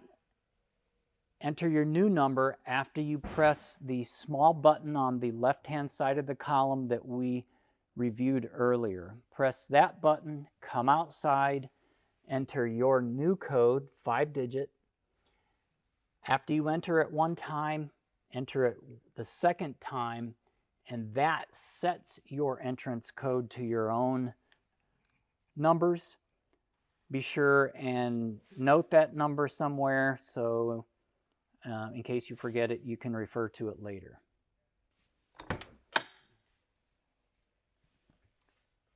The screen door can be closed and opened independently of the entrance door. There is a screen here that's retractable.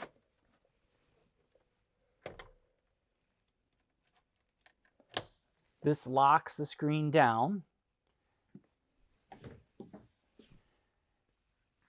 There's a small release lever here that you can press. If you're on the inside, just press this down. It also releases it, and then close. So now we have the screen door ready to be used with the entrance door in the open position. To put it back onto the entrance door, it's the same way, just press down.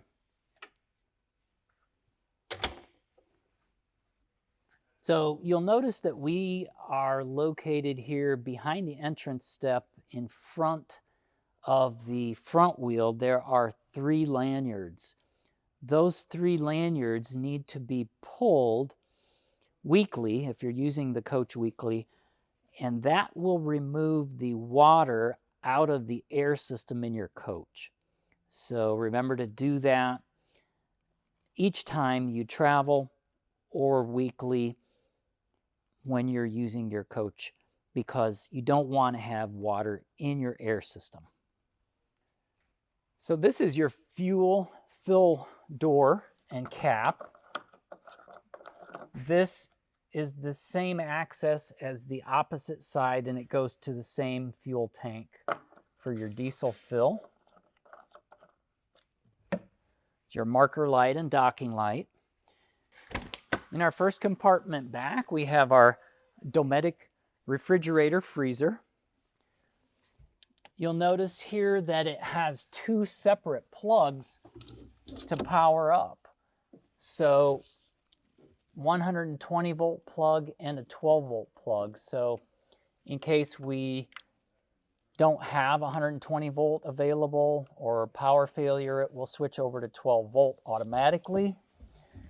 To open it, you just release the drawer, pull it open. You can set either side to refrigerate or freeze. You can scan the QR code here for more information on that and how to use it. On the end is the control on and off here. It has to be plugged in, of course, for those to display. When we're finished loading or unloading it, we can just push it, push the drawer, and it will lock back in place. Our next compartment back is another sliding tray. This tray will slide this way or the opposite direction when that door is open. This is your Intervac accessory kit. Emergency rods for retracting your HWH full wall slide. To get the full operational information on how these rods are used in a situation where the full wall slide has to be retracted, you'll have to go on our website, Noogle, and review that instruction information. Additional tiles are included that are the same lot number, so they match color to what you have inside your coach. To close this, it's just manual close.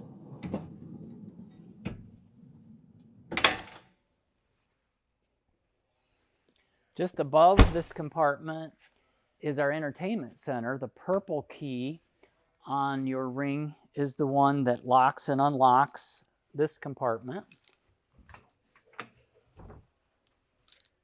The television has the speaker going through the Bose speaker here, and it can be pulled out and rotated to the angle that you prefer. This is Bluetooth, and there's a Bluetooth control on the inside remote that you can use if you'd rather play music through this from one of your other devices. You can do that independent of the TV. To store it, just push it back and the magnets will catch and hold it there. There's another accessory plug here for charging USB, USB-C, and 120 volt. And when you're finished, we just close and lock if you need. Above that, the window awning that's operated from the overhead at the driver's seat, and the slide topper awning automatically opens and closes when this slide out is going, extending or retracting. There is a side view camera here at the center of the coach for the passenger side security light and our bathroom window. The compartment below that is another slide tray, and you'll notice we have our Intervac system here on the right. Our accessories can be plugged in right here independent of the inside. It can be turned on and off here.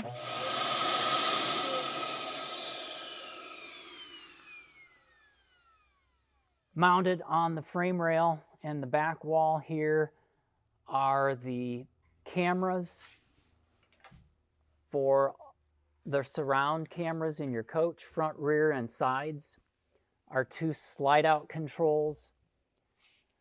The slide-out controls are dual motor control and bedroom control. We have our awning controls, the two white boxes here for the Girard awnings. In the event that you wanted to operate the Girard awnings manually, you could do that by pressing the buttons here at the bottom for either the front or the rear.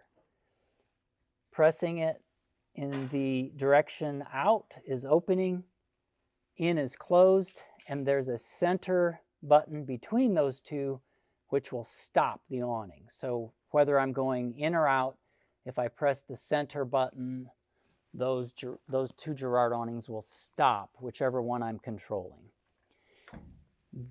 Those two white plugs are for these two Girard awnings. They have to be plugged in for the Girard awnings to operate, and the LED has to be lit up, showing that it has power going to the Girard awnings. There's an additional 120 volt outlet here, and controls for your telematics are here as well. Our next compartment back is our lighting controls. Behind this smoked panel are the module boards.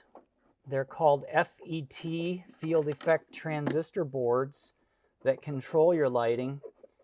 And each board has labels on each lighting circuit. So if you needed to check a lighting circuit, you could do that outside here. Whenever you turn a function on for that stool room or dinette light, living room light, the associated LED right beside the name going to that wire will come on. When you turn the light off, that LED will go out. These are field effect transistor boards here, these three at the bottom, and this is your relay board here at the top. But each one has a label for what it controls. Stool room heater, bath, mirror, aquamizer, and so forth. When you're finished checking or looking at the operation, just put these tabs back in and tighten them down. To the left of the lighting controls are the TMSC 100 board. This is the main control board for all of your touch panels and displays. This is the sensing circuit for that board. It tells the board that you have 120 volt available, so leave this one plugged in. There's an extra outlet here if you need it. And below the TMSC 100 board, you have your Oasis ITR control module board. In between our dual axles here at the rear, you can see your HWH jack. So when the jacks are retracted, you can do a visual inspection right here. Another docking light and slide topper above this slide out. That is a slide topper awning that will automatically open and close when the slide out is being extended or retracted. This next compartment, a small compartment, is for your DEF fill. Just open this cap to fill your DEF tank and then put the cap back when you're done. And our last compartment on the passenger side is your chassis batteries. These chassis batteries operate the HWH slide out. So we recommend starting the engine or being plugged into shore power so that these batteries have a little extra boost when you're operating the slide out room, which is your full slide out, your full wall slide out, because the HWH pump motor is running when that's happening. These batteries also supply power to start your engine and or operate the controls at your dash. And they also operate your jacks by operating the pump motor for the HWH system. Whenever you put your coach in storage, Newmar recommends you turn these both to off. This would be going up or 0, and this would be going left or to off. This, turning these off when your coach is in storage, will save the energy in your batteries that's stored, so that you don't have that parasite discharge from the ECMs. If you change your batteries and you get your wiring questionable, you're not sure how you had it, we put a schematic here on the left. There is a small fuse holder here for the solar panel if you need to check and see if the solar panel fuse is good. You can just take the cover off that and check it here. There are additional chassis fuses underneath this oval cap. Just turn this cap left to unlock, and there's a guide on the inside cover of which fuses those are. Then twist it clockwise to relock it in place. The towing fuses and lighting for the towing trailer are in this compartment. We're here at the back of the coach. At the top cap are marker lights. Coming down to the middle, we have our third brake light, our rear view camera, and our access door to the engine. If we want to open this, we want to make sure to put our hand here, pull down here at the release, and then this door will have some force as it lifts up. So we want to have our hand on that. Over here on the right is our Oasis ITR overflow bottle. We want to make sure that's at the cold level when it's off. Keep this in the cold and warm range. Century fluid is what we use. Same with the engine coolant. We want to make sure that the coolant is in the glass range here. If we don't see it, we want to make sure and add some. The type of charge is labeled here. Always wait until the engine is completely cooled down before you add at either place. You don't want to add when the ITR is running and it's hot, or the engine is running and or it's been turned off and it's hot. Our engine oil fill is here. Dipstick for the checking the engine oil level is here. Transmission fill is here along with the dipstick here.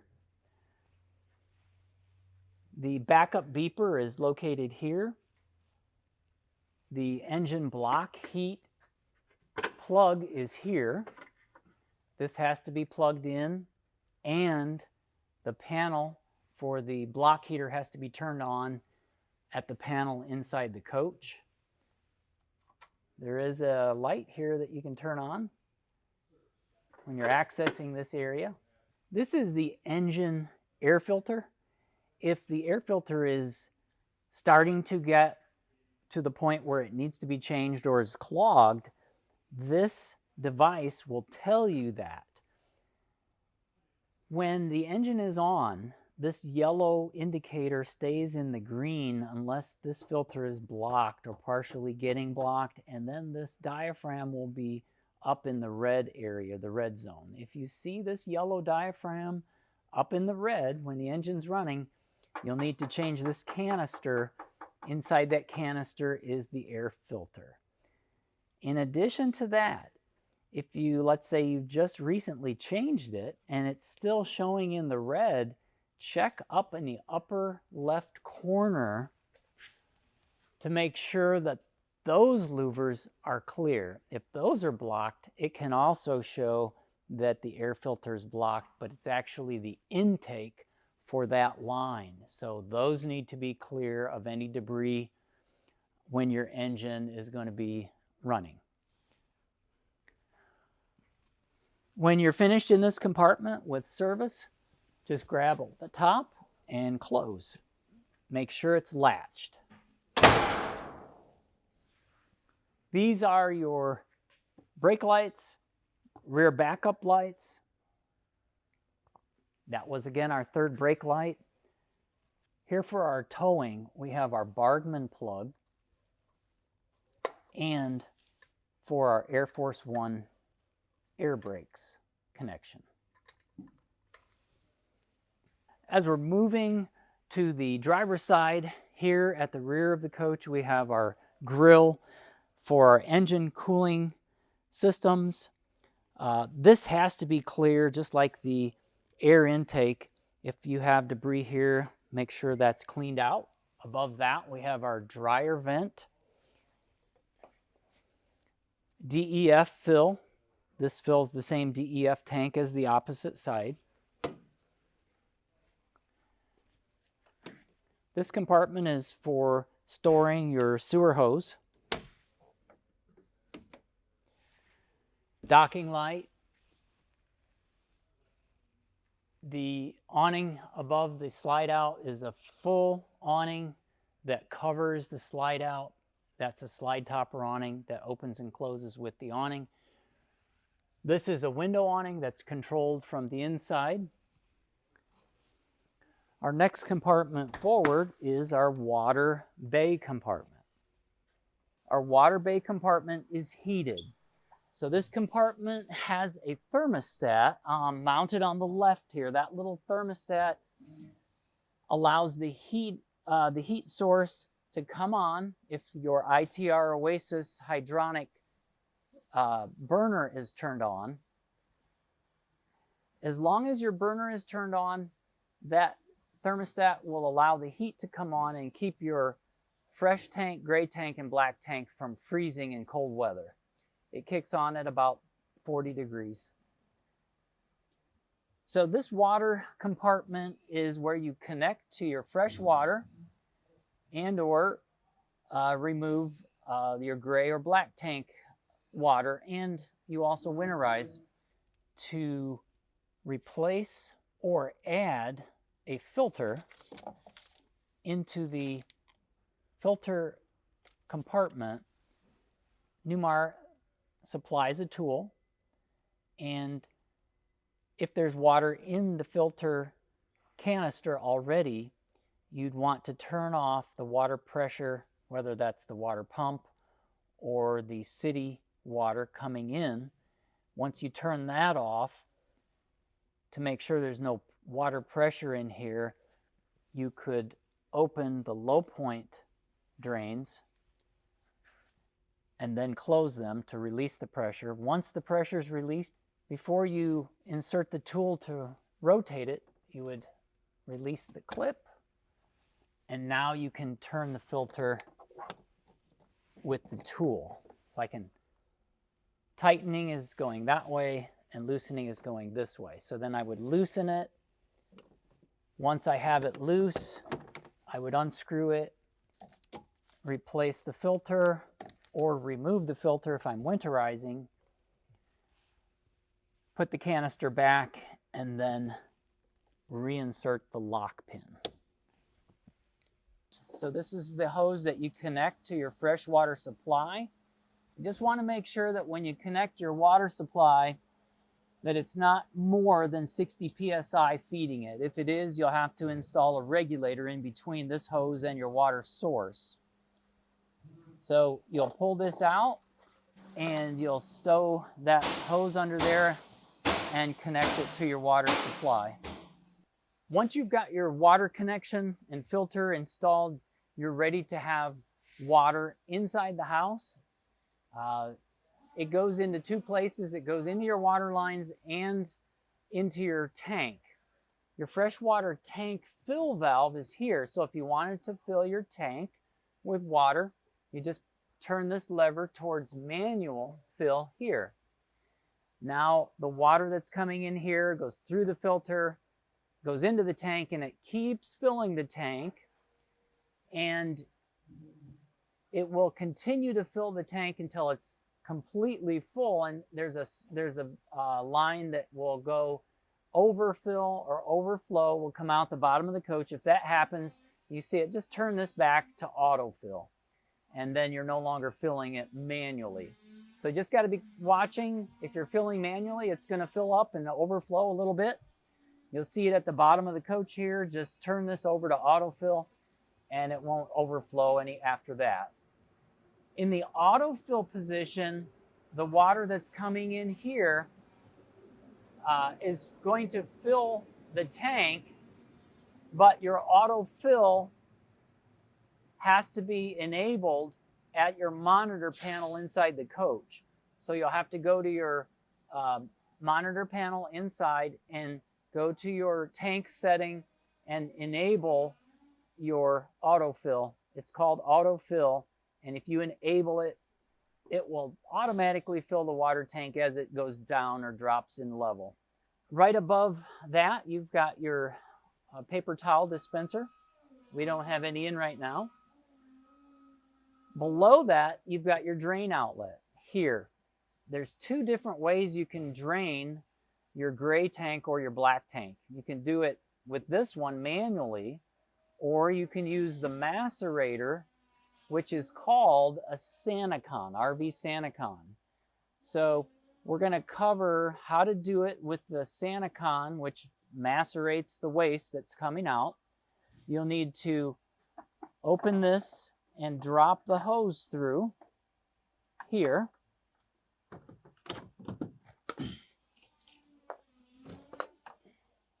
Once we have our hose through,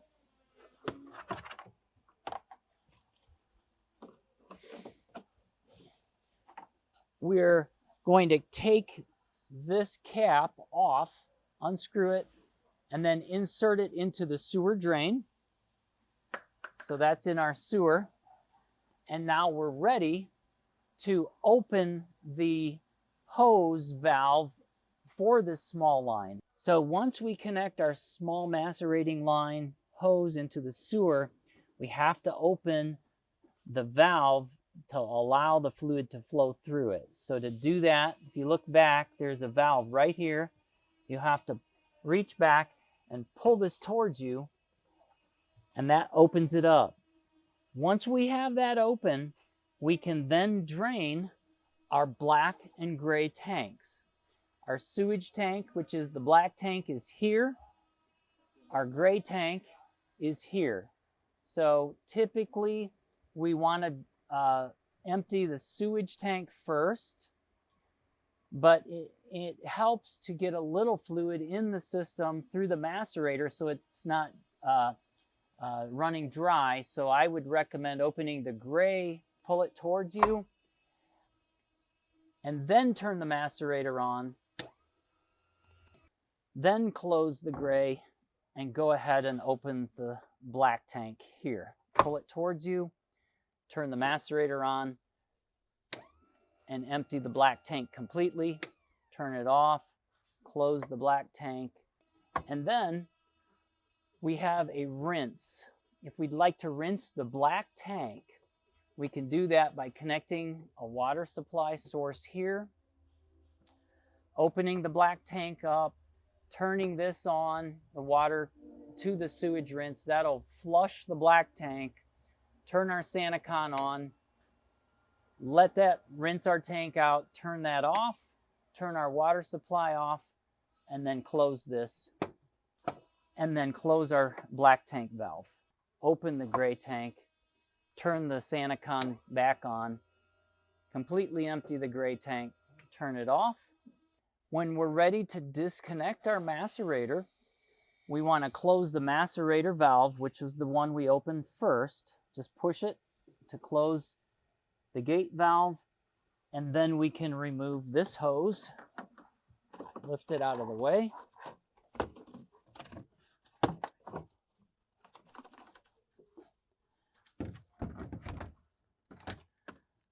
And store it here.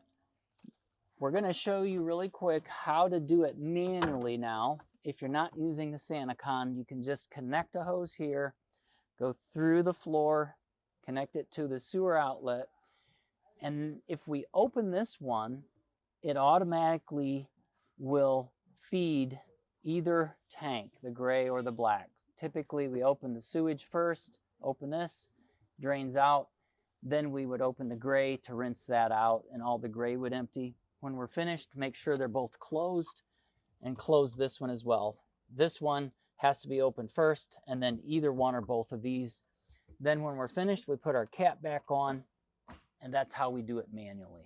So over on our left side, we have our low point drains and instructions on how to winterize. There are 3 low point drains. If you notice in the back here, low point drain here. If you reach back, you'll feel a lever for the fresh tank. We open that one, open our 2 low point drains here for our hot and cold water lines. Let all the water drain out of the coach before we winterize. After the water's drained out of the fresh tank and both of our hot and cold lines, then we close these back where they are now. Open is up, close is horizontal. And then we just follow these instructions on how to winterize by opening these valves and inserting this hose into a potable antifreeze container, and then turning our water pump on. Here, we'll draw the antifreeze solution through the line into the water pump and then into the house, where you have to open up your water lines and appliances so that they all get filled or flushed with the antifreeze solution. In the event that the pump is not pulling either water out of your fresh tank or winterizing solution out of your potable antifreeze, there is a screen that you can check here at the base. You can turn this, open this up, and there's a screen in there that you can remove, clean it, put it back, and then tighten this back in place. If there's debris that was causing a slow movement of fluid, then that'll be cleaned out. Just above that, we have our shower, so you can use this, turn it to hot or cold, and rinse off your hands or other items you have out here. When you're done rinsing, you can just store this back in place.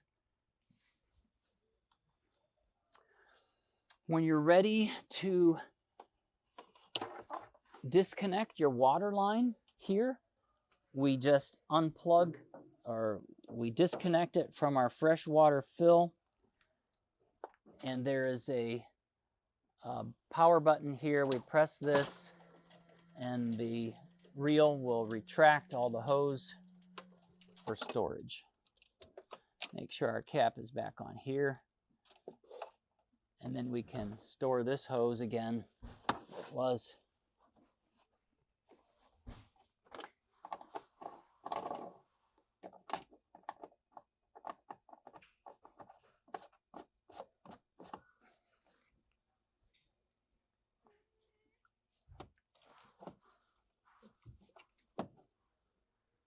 In our next compartment forward, there's a little warning label here that this connection is for 120 volt.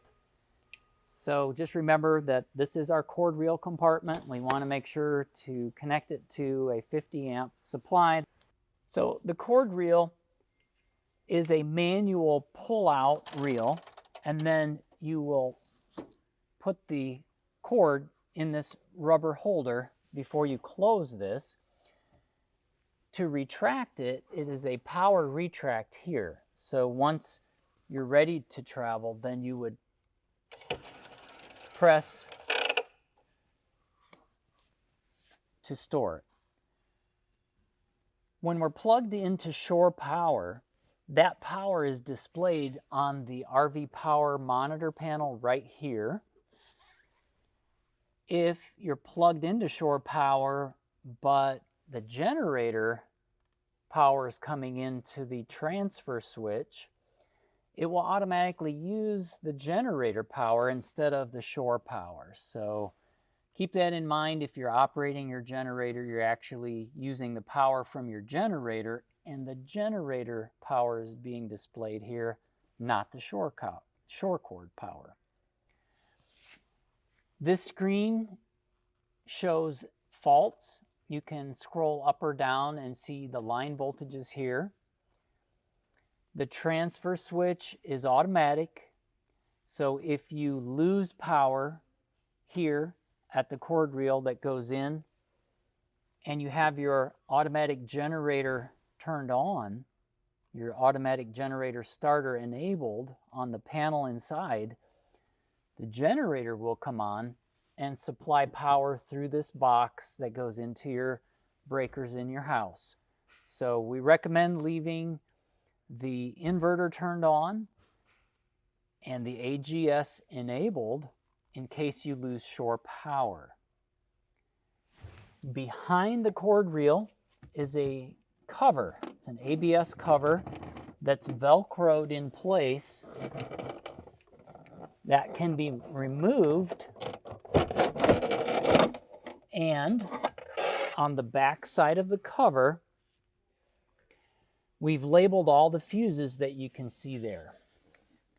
So if you have something in the coach, like say your entrance step that's not working, you could go to that location, which is F5, and check that 5-amp fuse. If it needs to be replaced, take the fuse out, replace it, and then you would check that function on the entrance step.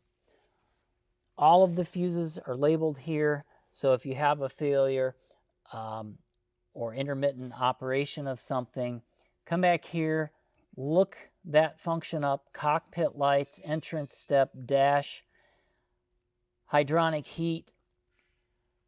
All of those can be checked by looking up the number. If it's labeled B, those are mini breakers.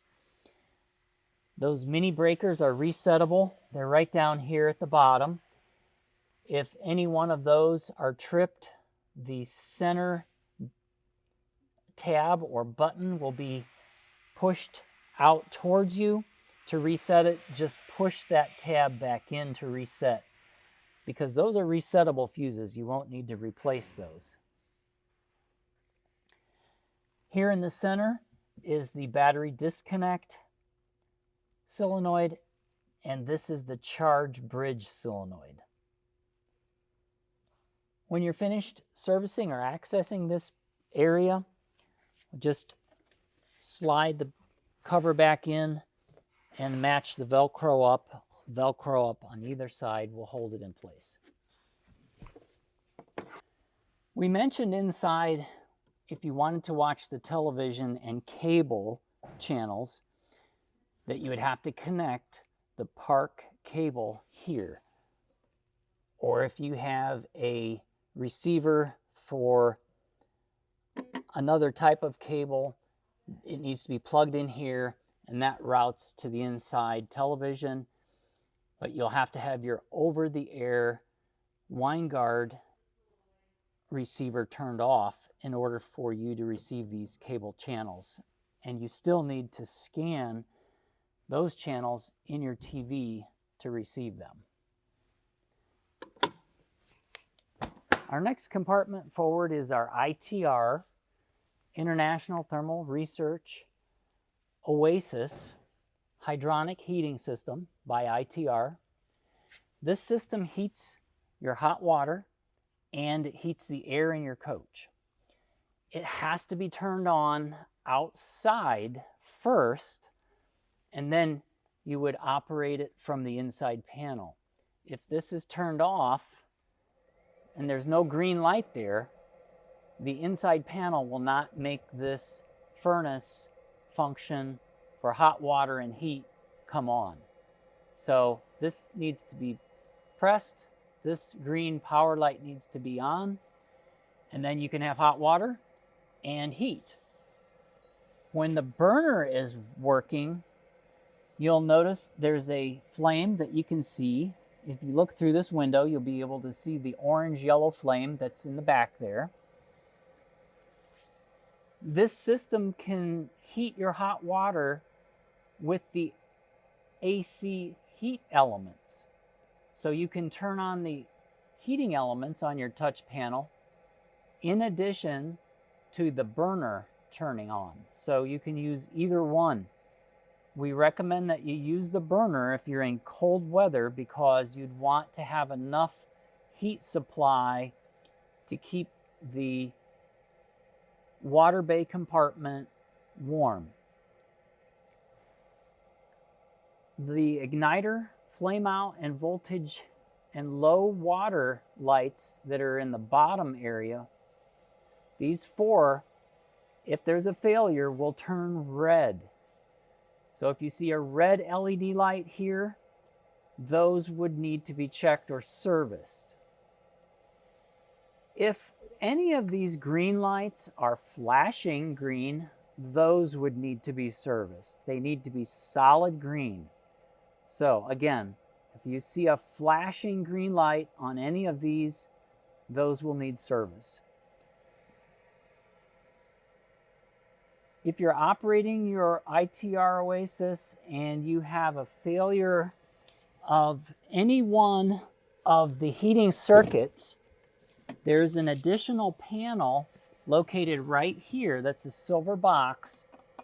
So if the heating zones aren't working for your hot water, like taking a shower, or the heat in the front or rear of the coach aren't working, these lights may not be green, they might be red. If you see a red light here, you'll need to go into the inside of the box, and there's fuses on the left side and the right side of the box. So if you see a red light, go in, take the fuse out, check it.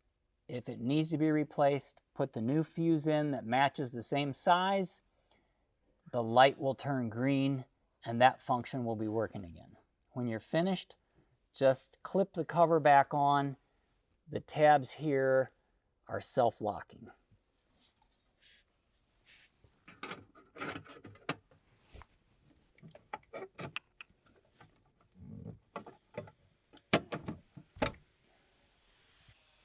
There is a reset switch here.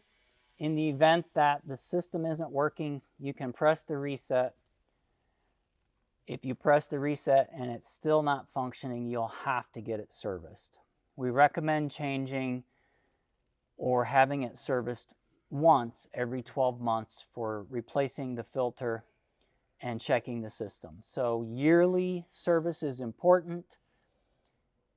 If you have a complete failure of the control panels inside, but this is on and it's not working, Newmar provides an additional monitor panel that's completely separate from the panels inside that you can plug into the cord here at the bottom, and you can operate this from the outside. So in case that ever happened, you have a backup control panel here. This is the same slide out tray that moves in that direction. We can pull it this way.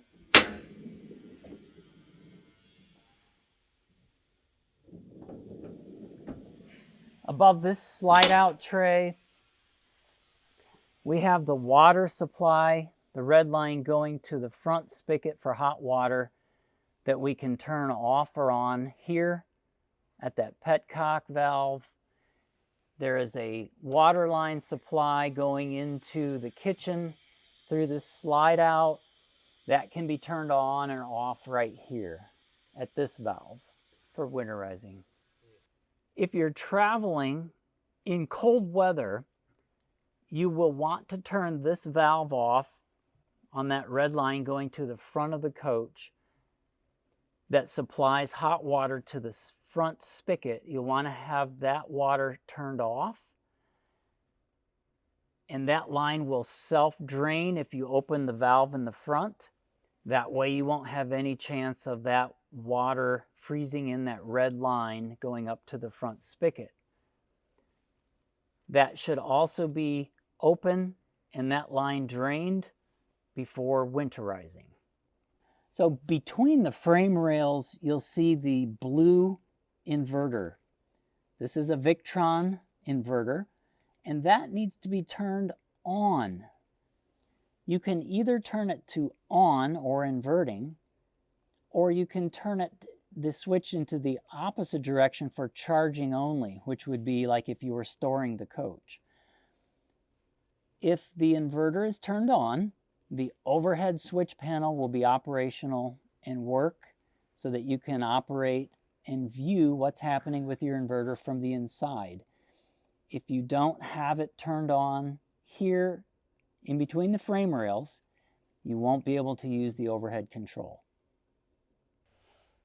In the next compartment forward is our battery compartment tray. These are the house batteries. The house batteries are in this tray that can be pulled out for service. These are AGM batteries. They're maintenance-free batteries, but we still have them on a tray so that you can pull the tray out and do an inspection, a visual inspection on them. They do not need water. You do not need to add water. If you notice here in the center of the batteries, it looks like it has access ports. Those were only there for when the battery was built. Do not remove these and do not add any water to these batteries. If you do need to replace them in the future, there is a schematic here. The schematic gives you the wiring diagram on how that was made, just like they are here. If you do not have power coming from this battery bank into the house, these are the fuses that go into the house to supply power through. These fuses should be checked if you don't have house power. When you're done servicing the batteries, we just close the tray and put our lock back in each side.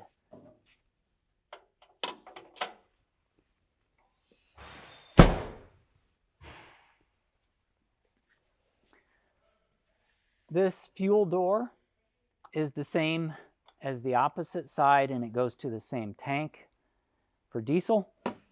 Marker light, docking light. And our last compartment forward we saw earlier is the hood release. And these are fuses both on the top panel and the bottom panel for the cockpit and coach. If we loosen these tabs, we can see the names of all the fuses that are supplied by the chassis manufacturer.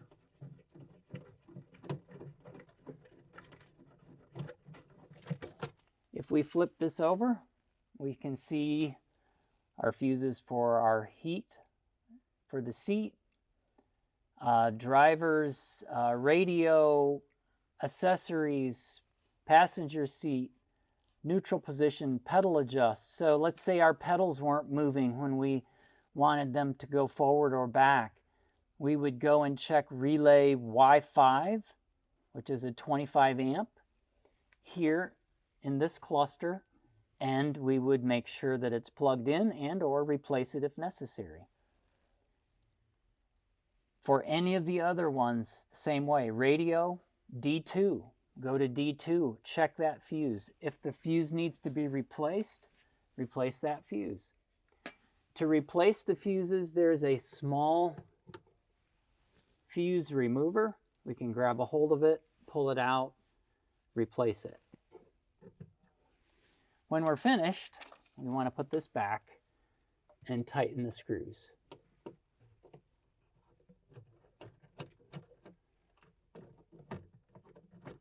The panel above this one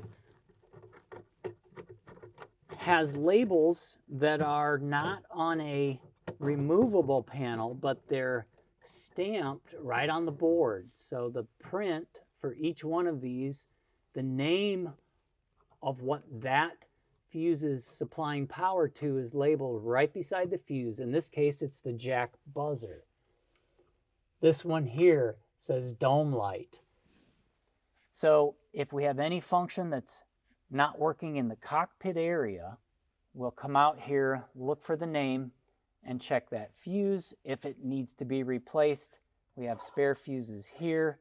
Make sure you match that size with the same one when you replace it. In addition to checking it that way, there's an LED light, a red LED light above each fuse, and typically, if that fuse is blown, that red LED light will be lit up. But it's still good to find the name of whatever is not working and check that fuse, even if you don't see the red LED light lit up. Above these two fuse panels and relay panels is your living room connection for floor heat. And these are the battery connections coming from the battery banks up here. The overhead light here goes out when the door closes on the magnetic switch. So before you extend your slide out open, there's a small gap between this fascia trim and this Z trim. And you want to make sure that the gap between this trim and this trim is the same on both ends and the bottom. If it's touching or almost touching, you'd want to move your coach to a more level area before you open or extend your slide room.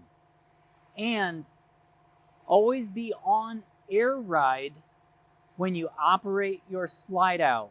Whether you're opening your slide out or closing it, always be on air ride or have your coach aired up before you